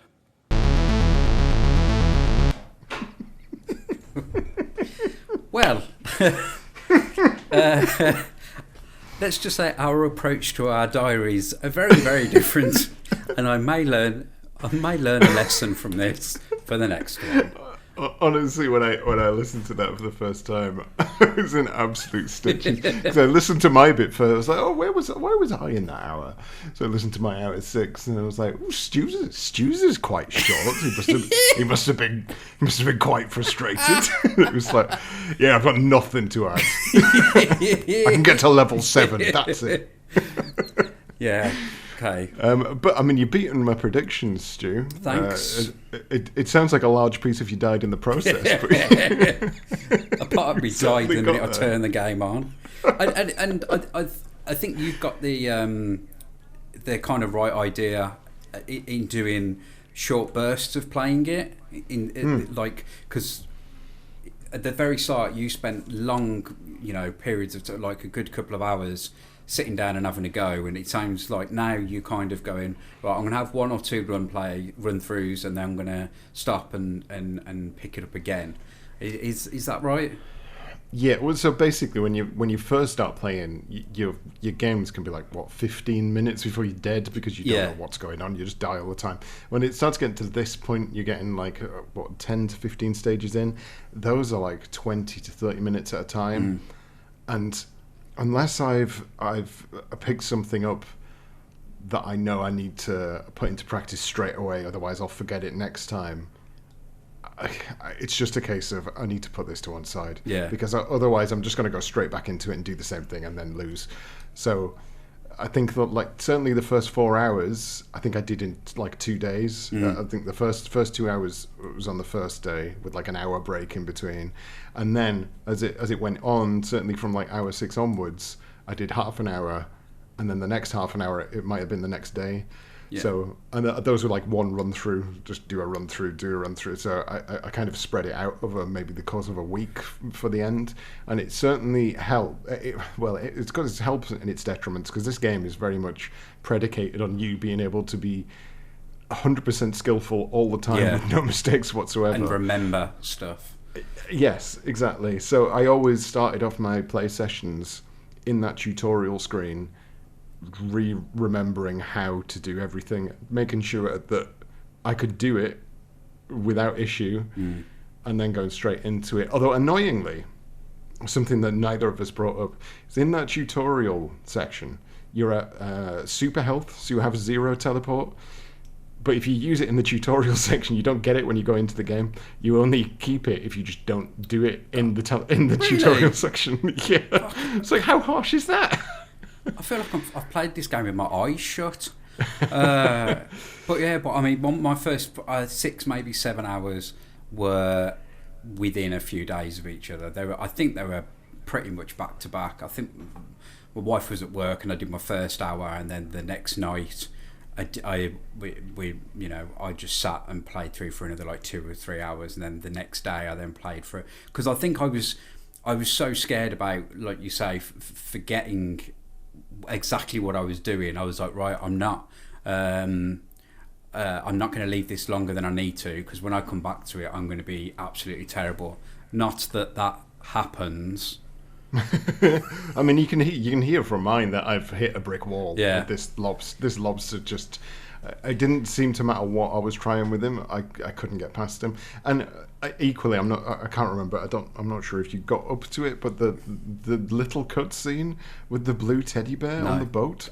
What is so basically? You get to the end of the level, and there are 3 normal monsters on a boat and a teddy bear crying, and a speech bubble's coming out of his head going, "Help! Help!" And you kill the monsters, and the blue teddy bear gets up, like, there's a little nod at you, like, "All right, mate," and then jumps in the boat and starts driving the boat. And then a giant lobster comes up. It's like, what is this got to... Oh, that story I read out at the start. Yeah. What does this blue teddy bear have to do with any of that? Yeah. And again, he never comes up again. That's the blue teddy gets chucked into the sewer by the lobster, and that's him gone. Well, yeah, that's it. Let's hear the next hour, shall we? 2 days rest, or maybe 1, I don't know what day it is anymore. Regardless, I feel like enough time has passed and things start off pretty well. I decided to go for a bit of a mix on the weapon side of things, now that I know how most of them function and what they seem to be good against, and I'm having a whale of a time until I completely fuck up the flying boss on top of the train. I finish him with 1 hit point left, and then the bastard bugs got me at the start of the following level. Nothing makes you feel worse in this game than dying to something that isn't a giant boss. And to really nail that point home, after I killed Fanboy off, I absolutely fudged the following level. To add insult to injury, the thing that killed me off was a run-of-the-mill fish. Not even an enemy I realised you could get killed by. I thought they were set dressing, but no, I was murdered by an ordinary fish. Going into the lobster boss after this mess, I didn't hold out any high hopes until I accidentally worked out the solution. I dashed by accident, and instead of falling into the water, I was still on the boat, but I dashed into the side of the screen. I realised that you need to use the camera to your advantage and dash into the side of the screen that the boat is currently on, regardless of which way he's going to attack you. Your iframes take care of the rest. Every now and then you'll fall into the water, but this takes off practically nothing in comparison to his walloping great hits, and every so often he'll do his dive thing, which brings up lobsters you can use for energy. I take him out first try. I get the feeling that my lobster difficulties are far behind me. The next boss actually turns out to be a chrysalis, but I play it too cautiously. By the time I get him hatched, I'm not doing much damage against the giant Mothra that's popped out, and the time limit catches before I've even got it half his health down. Last continue, I try again. It starts me off on the level fully powered up, so I do a super dash, which wipes out the initial worm boss, then gather enough health to get another super dash. I immediately smash into the chrysalis, which destroys it straight away, and then fight the moth, who is pretty tough, especially when he makes the entire screen black. I didn't like that. I beat him though, and the light issues continue. The next level has lights flickering on and off, and I hate it. I get to the boss, who appears to be a giant eye with 2 or 3 attacks, but with the lights going on and off as well, it makes him a real pain in the arse to deal with. You can't even see your bloody weapon wheel. I managed to beat him somehow, but with 1 hit point left again.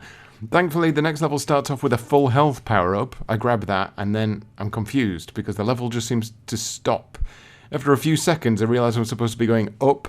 I rush through it while giant blocks pound my head, though, as it's dark. I don't even realise that's happening before it's too late. I reach the boss, who is thankfully bathed in beautiful light, and it's what appears to be a giant daisy. I'm not sure what's worse here, being killed by a bug, being killed by a fish, being killed by a moth, or being killed by a daisy, but long story short, I'm dead. At least I've worked out how to deal with that friggin' lobster, though. Well, I've not really got much further in the last hour. I'll just keep getting to the boss with the swordy thingies, the wolf-headed man with the blades, and keep dying. So, yeah, that's it, really. Oh, jeez. Genuinely, I feel like you're about to cry. I probably was. I mean, you can hear that. I like things that I usually do, like on the internet and stuff. I'm generally quite upbeat and ha ha ha and anything. But then, like all of those, like the majority of these, like vlogs or whatever, it's. I do sound like I'm literally about to throw myself out the window. Yeah, I think it's good. You get that honesty out of those drops. Like these past 2 hours, you're just like, I've made it a little bit further ahead, but to be honest with you, it's not making it any better. This is just disappointing me. It's a good job I'm using a wireless controller, really, isn't it? But you made it all the way up to Wolf Robot Man, so you got to see the first cutscene of the game after the intro. I did, yeah. The little man that gets all big. Yeah, I just hate him. Absolutely hate him. He's basically. Shut up, Dave. You found him easy. Don't worry about it. But I mean, basically, the way he attacks, and the only way you can really hit him is he does a number of attacks, most of them with his hands to stab you. But there's one attack he does where he puts his arm up to his shoulder and he sweeps it towards you as he dashes. And while he's doing the Heil Hitler, you have access to his chest, and that's the only area you can hit him. And I found that out completely by accident, basically. Well, I found out that I died a lot while playing against him. I found the boss before him quite difficult as well. The one that keeps disappearing, and then the one on top of the train. Yeah, and then it wasn't until I watched somebody afterwards that's just hammers into it when it's invisible, and it makes it look really easy. But yeah, I am. It's odd. It's a very strange feeling where you're losing the will to live with something, but you're quite enjoying it at the same time. Because I knew that I'd nailed the very, very, very, very, very, very, very basic elements of the game. I'd almost figured out how to play at least 30% of it, and figured out what some of it does. And I was genuinely enjoying it. Apart from... Yeah, and I mean, it's very easy to compare it to how well I've done that. I'm sure there'll be plenty of games where you absolutely fly ahead from me, because there are certain games that I just don't have the ability. It doesn't matter how long you've been playing games. There's certain games you will be good at, and certain games you won't be good at. But the fact of the matter is, I guess without this podcast or the reason to continue playing, you probably wouldn't have made it through that first hour. You'd have just been like, this is shit. Absolutely, absolutely. I watched a video by, what was his name? Tyrannicon. Never heard of him before. And he plays games in character. But his first playthrough of the game is like absolutely spot on, the same as mine, where he just loses his rag so much, and he's like, the controls are shit, this whole game's shit, all the characters are shit, I can't do this, it's all shit. And then the light comes on, and you're like, oh no, I'm actually quite enjoying it. But like you said, you download, for the piratey chaps amongst you, you download a load of ROMs or whatever. And there's so much to choose from nowadays. You probably stick that on and go, oh, Alien Soldier, I heard this is quite hard. And you're like, yep, it is hard. I'm never playing that again. Whereas this has been a really good experience for me to actually try and stick with it. Something I wouldn't. But anyway, No, and honestly, I think there'll be people, certainly if anyone goes and tries this game after listening to this, they're going to hear you get into like level 9, 10, wherever it is. And how the hell did you even get to that point? If they haven't played the game before and they go straight into it, they will hit that worm boss. At best, maybe the second boss, and be like, wow, this is difficult. Because as we've already mentioned numerous times, there is just a lot to take in. And on top of that, it's just how big everything is. I mean, your character takes up like half of the screen. Yeah. If anybody plays this afterwards, after listening to this podcast and gets past the first level, the only reason you have done that is because we've told you exactly what to do. Exactly. All these diary entries have helped you get to where you are. My mental anguish and anxiety and pain has helped your playthrough. So. Exactly.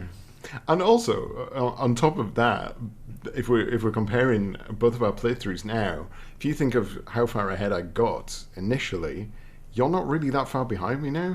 You're literally at the boss just before you go into the sewer, and I'm 3 bosses ahead of that. So I'm only like three sections ahead of where you are. Because in my head, you're like on level 20 or something. No, not at all. Good. So this is again what I mean. Like I can get quite far ahead quite quickly, and then just if something is beating me, I'm screwed. So let's see how hour 8 goes and whether Stu talks for longer than 12 seconds.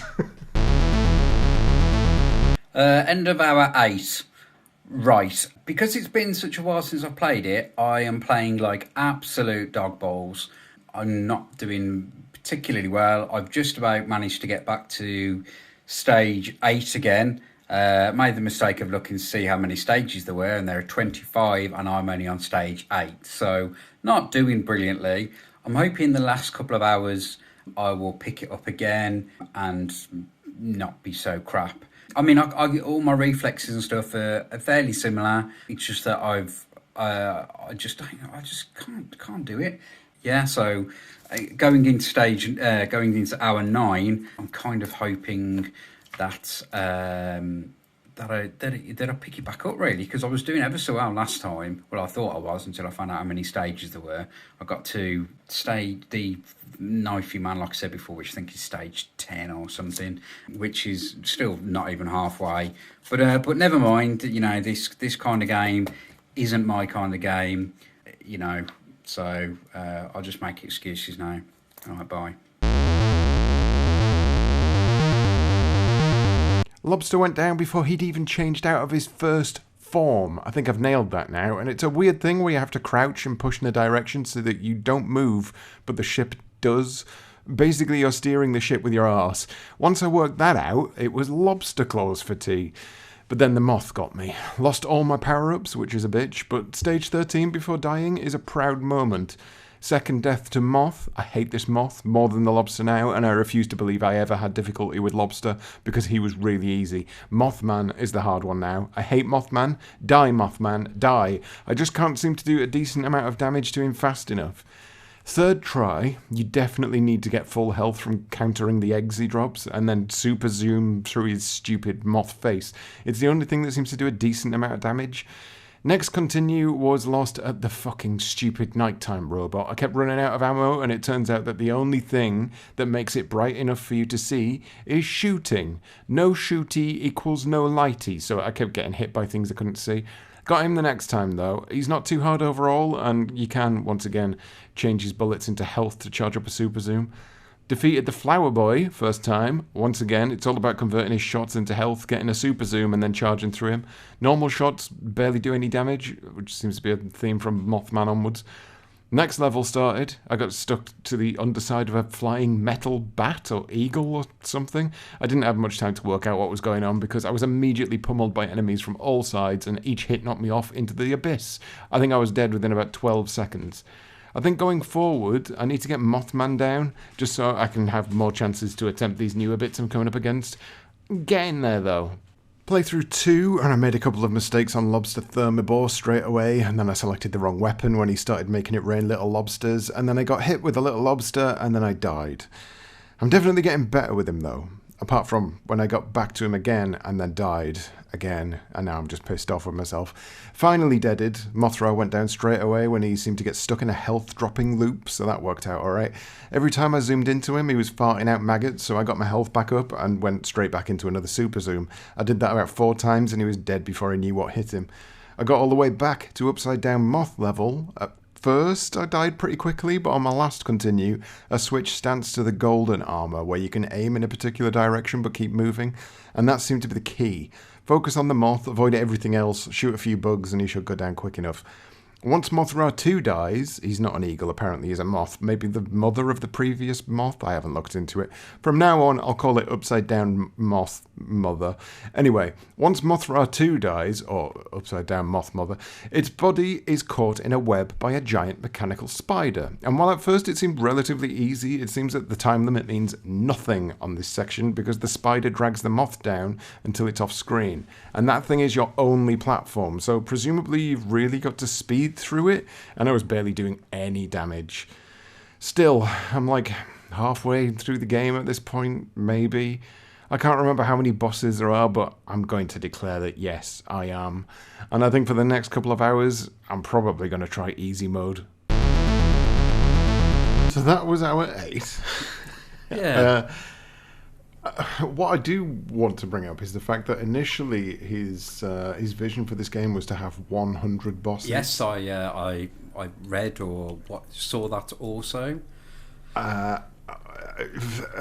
Why? there is. I mean, I know he's pitching this game at people who certainly in the Mega Drive's lifespan were at the top of their game. They wanted to make a game that was just for people who are excellent in life. Yeah. And I'm apparently just above average at life. So the furthest I could get to, certainly in this super hard mode, is that spider, which I'm genuinely amazing. I'm happy to have got absolutely that far. Amazing, yeah. So. No, and as you said, in there, things that were incredibly difficult become the easiest thing in the world, but then you can come back to them, and one slip up, as we said with the crab, just completely bollocks is up, and you know it sounds like the more you've played it, the more you get in these tiny little mistakes here and there, which is I don't know whether it's starting to chip away at your enjoyment, but I mean it's definitely made you kind of reconsider how you play it through. I think it was, and I think the issue is, because of the length of time it takes to get back to where I was at this point, it was taking like the full half hour really to get just to that boss. So what happens is, the very early bosses, those are absolutely no issue at all. But the mid bosses, say from the crab onwards, the ones that I had like a little bit of difficulty with, but then learned, because I'm not getting to them. Basically, I'm just wanting to get them out of the way. I'm wanting to move on to the next bosses and get to where I was. So those are where I make most of my mistakes early on, and I'll end up dying and losing all of my weapon power-ups, the ones that you didn't realize existed. And I'll end up just like getting frustrated at the midpoint. So by the time I do get back to where I was, and certainly that lobster in general took me so long to work out, because the way that I described it is exactly how it works. So basically the camera is locked in position. You're on a boat, and at first, certainly when you start playing the level, it feels like the boat is like randomly moving around, but it's not. The boat is moving in the directions you're pressing at the time. And the way to the lobster is like hanging over the back of the boat. So the lobster is in the background, the boat is in the foreground, and he's swinging his lobster claws down onto this boat. And you have to like duck down and start shooting, which will lock you in place. But while you're ducked down, push in a left or right direction so that the boat moves in that direction. So when he brings his claw down and you dash and hit the side of the screen instead of falling off the boat. Oh. Trying to remember all of that while getting the timing right, getting into position, shooting it. Just like like normal mechanics. Yes. Remembering all of that. It was almost like everything I was playing up to that point was just like, okay, but yeah, you're currently fighting Schlong Monster. However, remember, when you get back to Lobster, this is what you need to do. I had to keep that in my mind constantly, and it was affecting everything else at that point. I have nothing else to say at this point because it's just like a diary entry. Just like a diary entry. Yeah, I think number 9 is another short one, but then number 10, I open my heart. Right, end of hour 9, and I have completely lost it. Look, I get to the end of stage 9 boss, the Wolverine claw man, and I can't do it. I don't know what it is. I just keep cocking it up. I just keep dying repeatedly. I mean, it doesn't help that you've got like an hour. Like every hour, it takes you, I don't know, 4 or 5 minutes maybe per level. So by the time you get to level 9, you're looking at half an hour, and then once you die repeatedly on him, it's 2 playthroughs in an hour, and then if you just die repeatedly, it's an absolute pain in the balls. I mean, had I got more time to spend on this, probably will have done, but at this point, I know it's probably not something that I'm going to probably pick up again for some time. So I've made the decision to play the game through on easy for the last hour, just to see if I can get past this bollocks boss, and just to see a bit more of the game. So yeah, that's about it. I mean, each level has got like about a 3-minute time limit on it, and you're pretty close to the end for most of them. So yeah, last chance saloon. Okay, it's now a few days later, and it's time to try out super easy mode, which is a very rude way of calling you shit for selecting it. My understanding of this mode is that basically you get infinite continues and a password system to carry you on from where you left off, but it does seem to change other things as well. Enemies have less health, most definitely, and there are extra platforms dotted around in areas where you can usually easily fall off. This should be a piece of piss. I get sloppy and die on the bloody crab. Unbelievable. Apparently super easy mode can super easily put you into a false sense of security. When you continue, you can reselect your weapon loadout. Part of me wishes that there was like a super moderate mode where the game is the same as it was in super hard, but with the password system. Never mind though. Upside down moth was the next thing to bring me down, and it really is all about what weapons you have for the bosses. You kind of need to have things organized before you reach them. I work out that the spider uses the little spiders to drag the moth platform down, so really it's a case of killing all of the smaller enemies as quickly as possible, and otherwise concentrating fire on the spider. He goes down first time, but again, due to the changes made in this mode, I don't know whether I'm being good at the game or the game is being good to me. It's not good to me for long, mind. The next level is in a giant lift with lasers firing down. If one hits you, it takes off about a third of your health. Good news, that's also the amount of damage the boss does if he hits you as well. The boss is a giant robot eagle, and this thing is straight away tough. Small hit point to aim for, and my weapons aren't doing much at all. Most of my hour is spent trying to work out what to do. There's a lot of dodging involved and knowing what attacks he's going to do and when. You also really need the laser weapons or the buster weapon, otherwise I've got no idea how you're supposed to get through this. That's good knowledge to have, and I guess if I'm playing back through in super hard mode at some point, it's certainly one I'll remember. Once he's defeated, it's cutscene time. A planet explodes, then a vision of someone or something appears, and then our protagonist flies away into space. I have literally no idea what's going on. It seems the next level is on a new planet, and man, they really do like to change up the environments in this game. I think this area might be my favourite. Snowy mountaintops look lovely. Thankfully, the enemy drops a shit ton of health too, so by the time I get to the next boss, I'm pretty stocked up. This guy's a robot that throws tiles at you, who's not too hard and just requires dodging between 2 floating platforms. He fires bullets, which can be turned into health, and those kinds of bosses are always the easiest to deal with, so he goes down first time. And then we get to the next boss, and I feel like the designers sort of gave up. It's a big ball with big eyes and a big red nose he tries to hit you with. He's dead in about 20 seconds, and I don't take a single hit. When you kill him, his weird face, free from the tyranny of being attached to a ball, floats towards you but doesn't actually do anything. This game is all over the shop tonally. The next level doesn't even feature a level, it's straight into another boss. A woman appears, and then she turns into a giant kung fu robot. I do alright against her, but I die, and that's my hour up. Will I be able to get through the last few bosses in the next hour? Who knows? You can probably sense a level of frustration in me at this point. You're still doing very well. Yeah, so I think my issue is that, and I mentioned it there, I wish Super Easy Mode was just the same as Super Hard Mode, but with the password system. Because what I found was, when I was beating things, I was like, am I actually beating them as they're supposed to be beaten? Or is the game...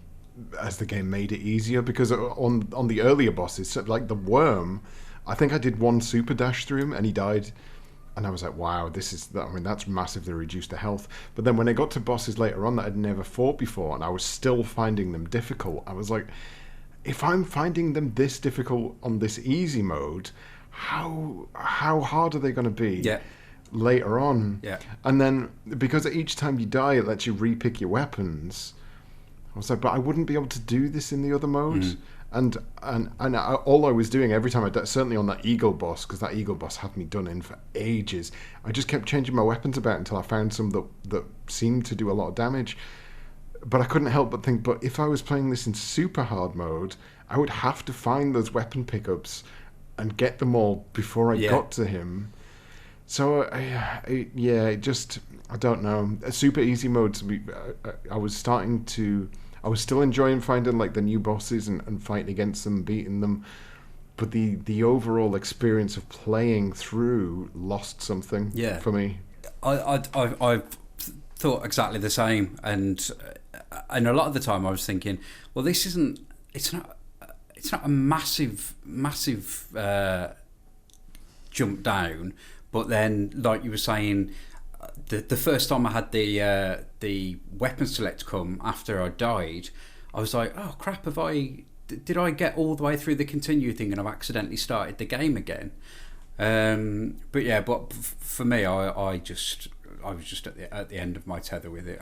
I mean, I sound like I'm about to start crying, but honestly, you've sounded like that for about 4 hours. I've sounded like that since hour 2, I think.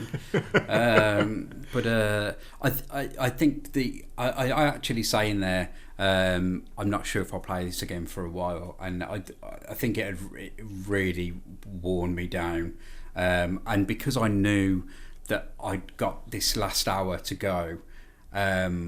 I think I was just kind of disappointed in myself that I hadn't got any further, but I think that and I think going forward that's going to be one of the things with this podcast, is that it's almost unrealistic the way that you'd play a game, and I really like that, the fact that you've got this pressure on you to actually get it done within this certain amount. So I know that's the whole premise of the podcast, but you haven't really got that thing of, I'll give it a few weeks or I'll go and do something else or blah blah blah, because as is blatantly obvious, I'm much more of a casual gamer than you are. So the time that I have spent gaming has pretty much been this and a couple of other things here and there, whereas I'm sure you've gone away and played far more things in between.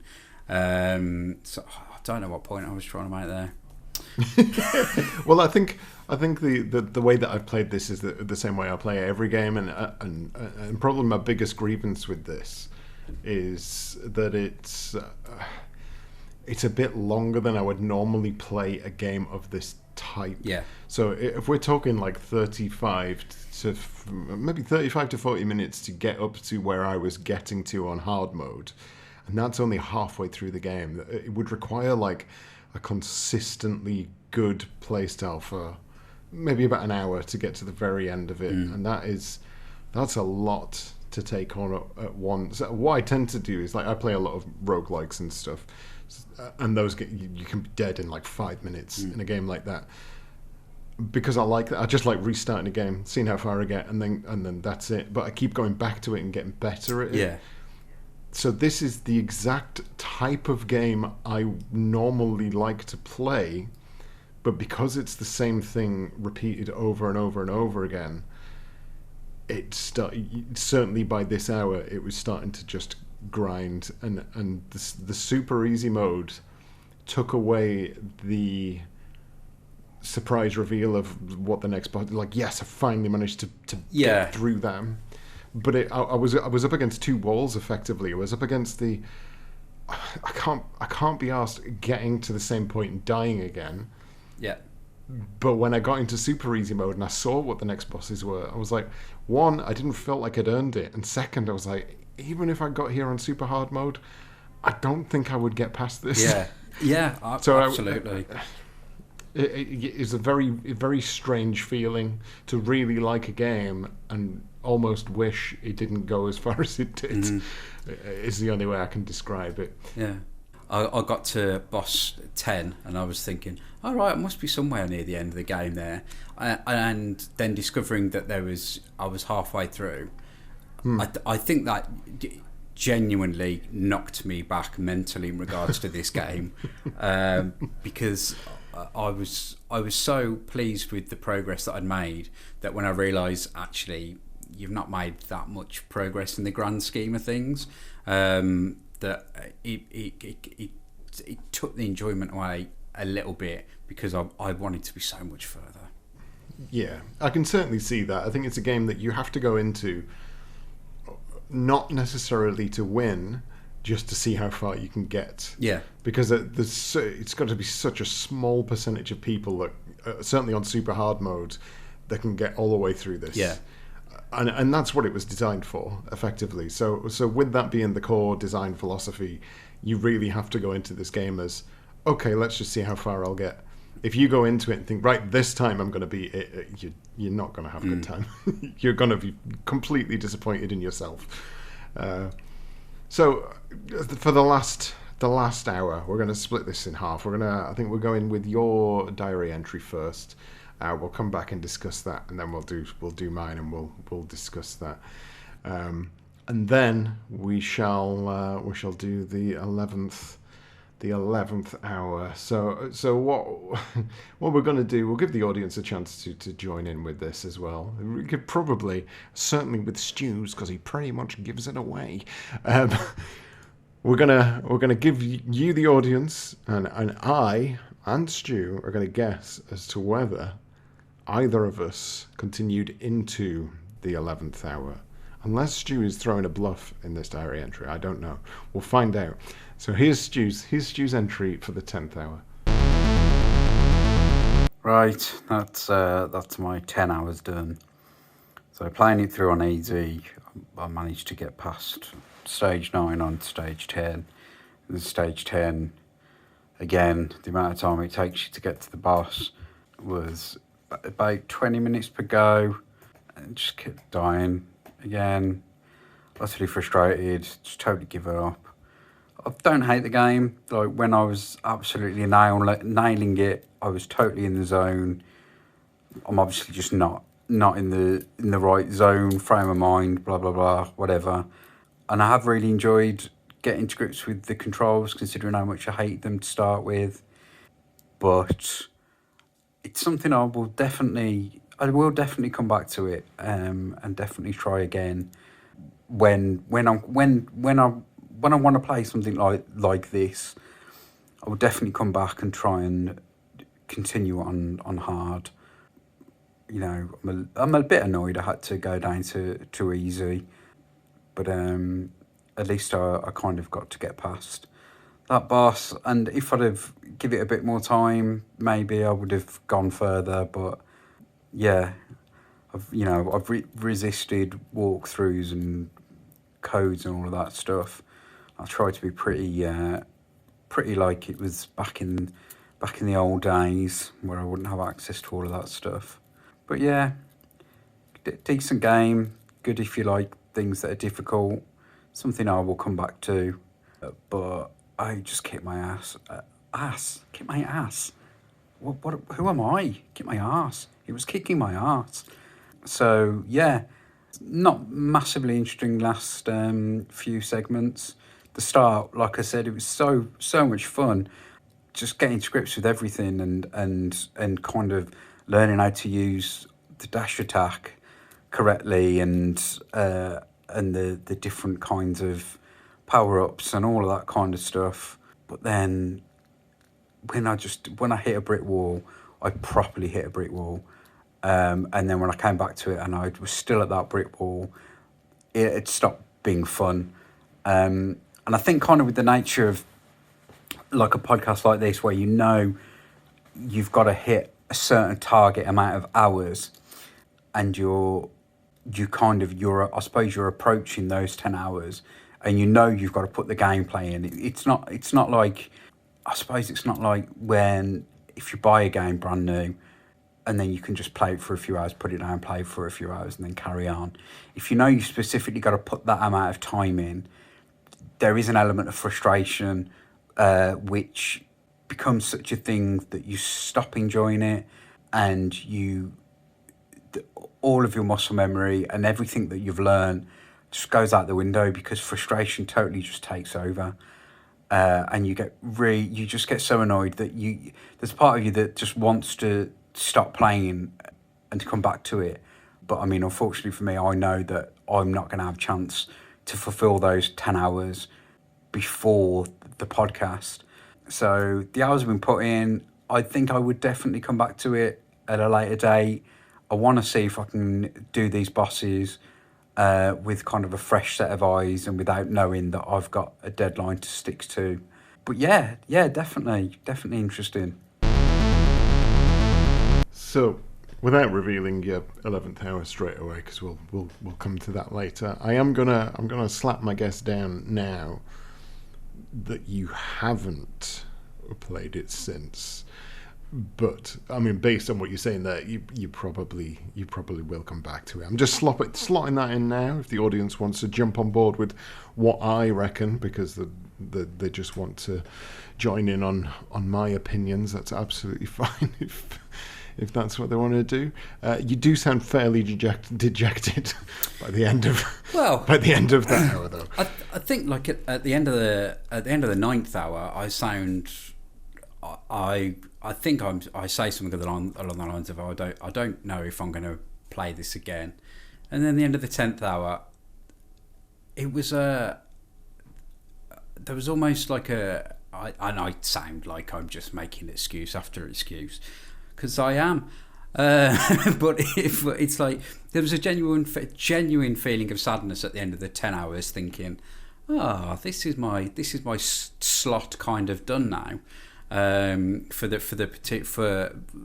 talk about on the podcast, and yeah, but it's interesting. Like when I finished, I started thinking about returning to games like Cuphead, and I'm wondering whether that would feel a lot easier now, having played this for 10 hours straight. And when you said earlier, actually, about anything that's very similar, like something like Cuphead, which is exactly the same, which is pretty much the same thing.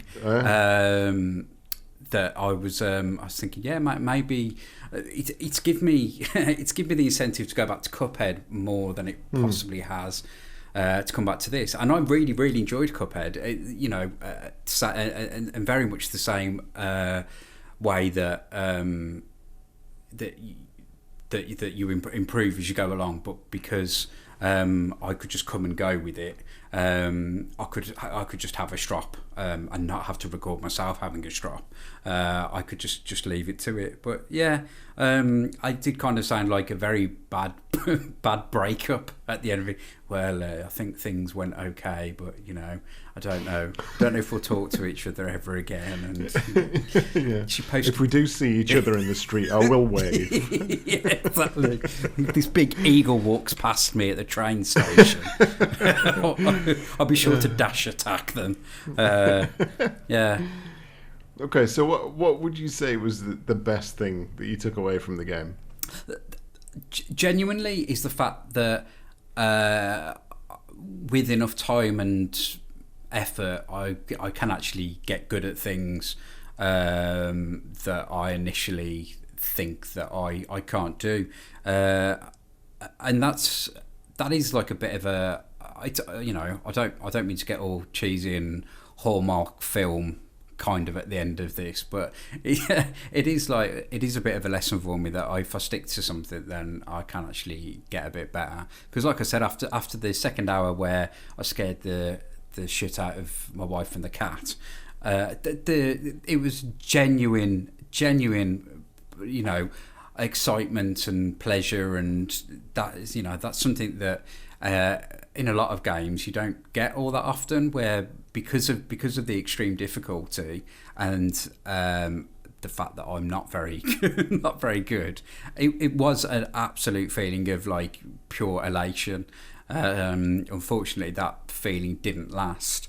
But after beating every boss, there was that little feeling of butterflies and oh great, yeah, I can get on to the next one. I mean, obviously we'll hear how you got on and how each individual thing resonated with you, but yeah, it made me think, well, stick the time in and you can actually get a bit better. So well, it's funny that you brought up Cuphead, and I'm surprised we didn't think of that earlier when we were thinking of games to relate this to, because I mean, I've completed Cuphead. I absolutely loved Cuphead.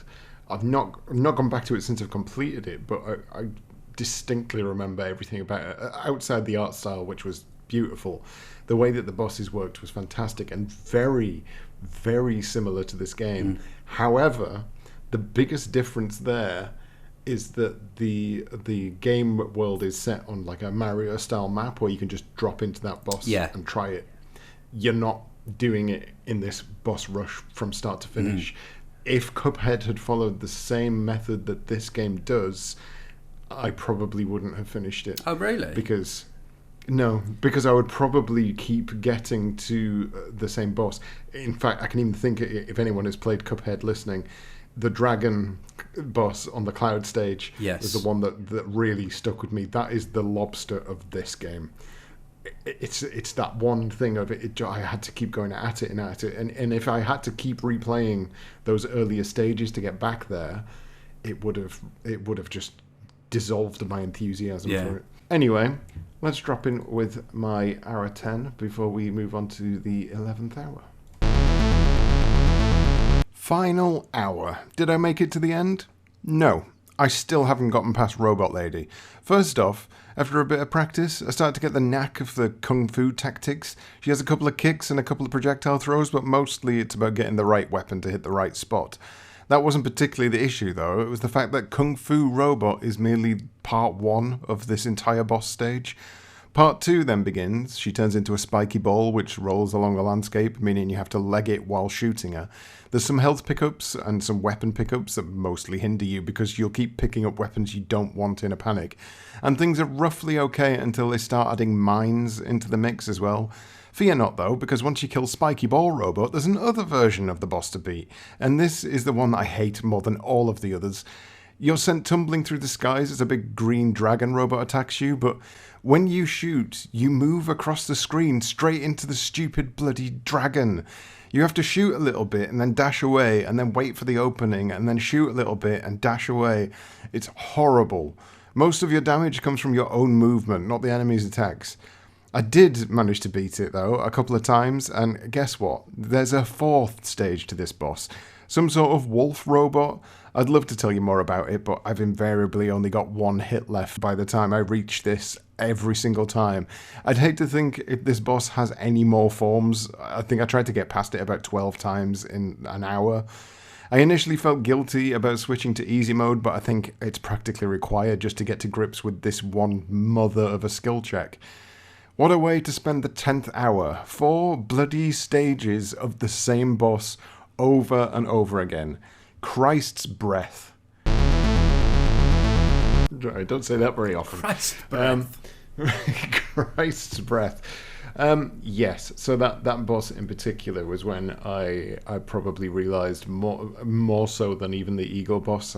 I don't have the skills to be able to do this in hard. I mean, I guess in a macro term, I maybe do have the skills, but not all in one string of time. I mean, it's basically the analogy of putting 1,000 monkeys in a room for infinite amounts of time. Eventually they'll smash out Shakespeare.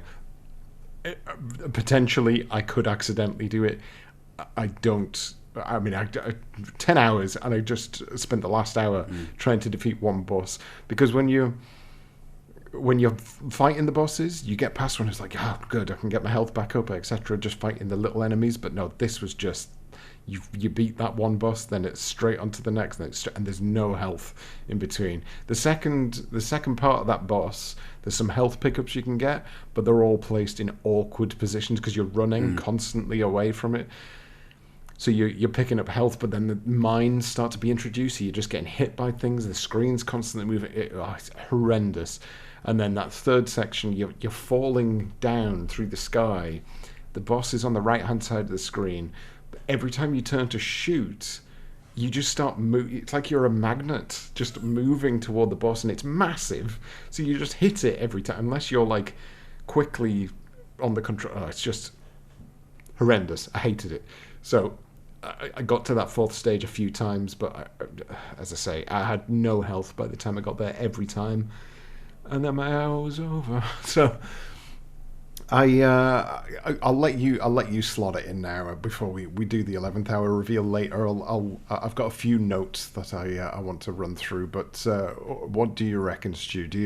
Did I hit the 11th hour, and / or do I plan to continue?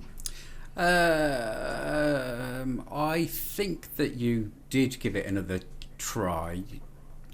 I think you did. I think you, as you've said, because you enjoy this game enough, once you'd hit the 10 hours, you kind of thought, let's see what else I can slot in before we record the podcast. So yeah, I think you played it more. And do you reckon I will continue after the fact? I think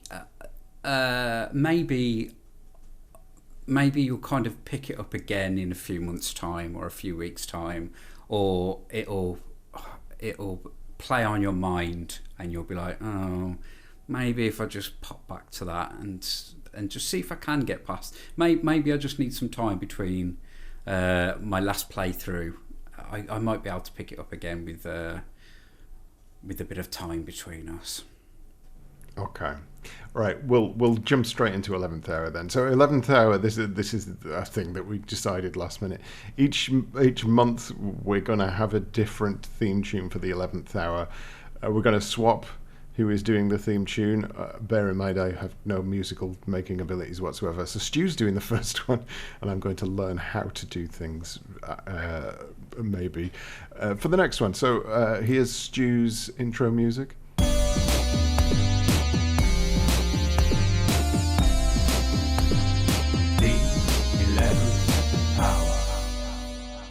Lovely stuff.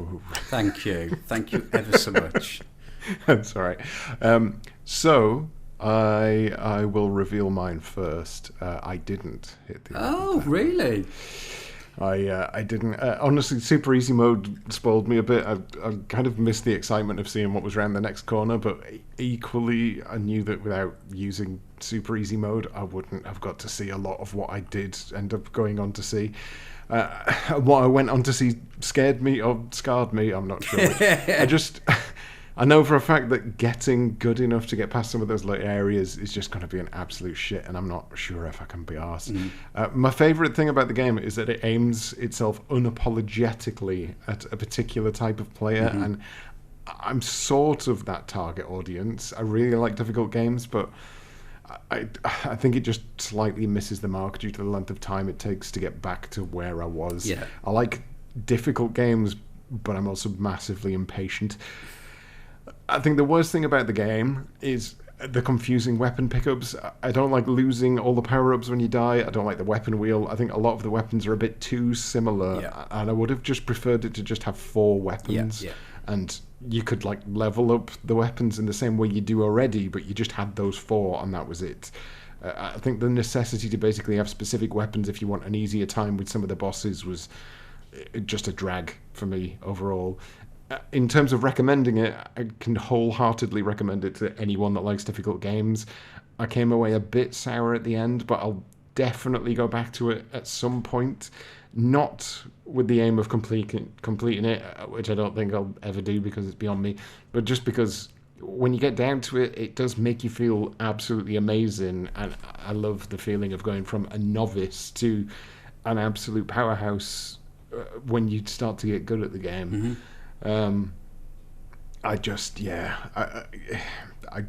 once I got my 10 hours done, certainly when I was just stuck on that boss, I just thought this is another lobster woman. And I was done. What about you, Stu? Did you? Well, absolute honest truth, if I'd have had time to, I would have probably done another hour before today. This morning I sat just to kind of get a bit more information on it and make some notes. I watched, I don't know, about 9 or 10 different videos on YouTube, and it just like totally pumped me up to wanting to play it again. I was genuinely like, oh god, that's really good, and things that hadn't been brought to my attention before, and obviously I haven't spoken to you today. I do feel like I want to go back, actually understanding how it works a bit better. If I could have fit the time in, I would have done. But I will definitely come back to it, and probably in no great amount of time. Probably in the next few days or so, even if it's just to go, oh, okay. Outside of the pressure cooker environment of having to specifically get the time in and learn how to do it, just feeling a bit more loose with it. I didn't do the 11th hour, would have liked to have done. I will play it again. Yeah, and I think my 11th hour, I did have the chance to do the 11th hour. I just didn't want to at that time. I will say, however, that it is, after having played it for this amount of time, I would probably slot it into my top 10 Mega Drive games. Funnily enough, I was thinking my experience with it has been great, and I've thoroughly enjoyed it. And as as bad as I was, and as much as I sounded suicidal on my diary entries, it does have some great up and downs, and again, those feelings of elation, and you were saying also the difficulty curve, and actually being able to get really good at it. It felt really great. It's not something like Sonic the Hedgehog where you've got one continuous thing that you do throughout the game. It's a very strategic game, that you have to approach everything very, very differently, and I think that's kind of what I enjoyed most about it. Beautifully put, Stu. Oh, thank you. So next month we have Stu's choice. It's going to be Teenage Mutant Ninja Turtles, or if you're a frightened European, Teenage Mutant Hero Turtles on the Commodore 64. Any words on that one before we... No, it's very similar to the NES port, I believe. There is one particular area which sticks in mind from a lot of review videos which I remember, but I've not played it in absolutely years, so I'm quite looking forward to having a bash and then playing the game afterwards. And that I think that is a good point to note. That certainly when we do these podcasts, or just these playthroughs in general, we try and keep it as close to how it would have been experienced at the time as possible. So, in terms of difficulties, certainly we will be trying to keep it at the normal difficulty. Mm-hmm. But then equally, those options are there. So if we get to a point, say 9 hours in, where we want to switch it to super easy mode, we're allowed to test those out. However, we're not going to be using save states for anything other than if we are playing it for, say, an hour, and then we're going to carry on with the next hour the day after. We will be able to use save states at those points, but we won't be using them to save a point and then just keep on going back to that save point to try it. It'll just be a case of I'll save it there and I'll come back to it later. Try and keep everything as natural as possible. Like we said, which I think is the best way. Yeah. I'm avoiding any kind of walkthroughs or anything. Yes, that is another thing that we've been trying to do, is not to look at any guides or anything like that. We've been using the manuals, which certainly for this game do not help. And we're using kind of word of mouth, I guess. We did speak to each other a bit about this game. I didn't want to give too much away because I wanted to show everyone how good I was while pushing you down. But yeah, certainly for games going into the future, if you want to join in and play and get involved, then just do it. I don't care. Do whatever you want. Yeah. And if you do really well, you can thank us later. Yeah. But don't do better than me, though. No, you will do. Okay. Well, thank you for listening, everyone. This has been episode number 1. It was recorded on the 6th of February 2021, and it's currently 36 minutes past 8. The time sponsored by Accurist will be... Okay, say bye, Stu. Bye, Stu. Bye, Stu. Bye, everyone.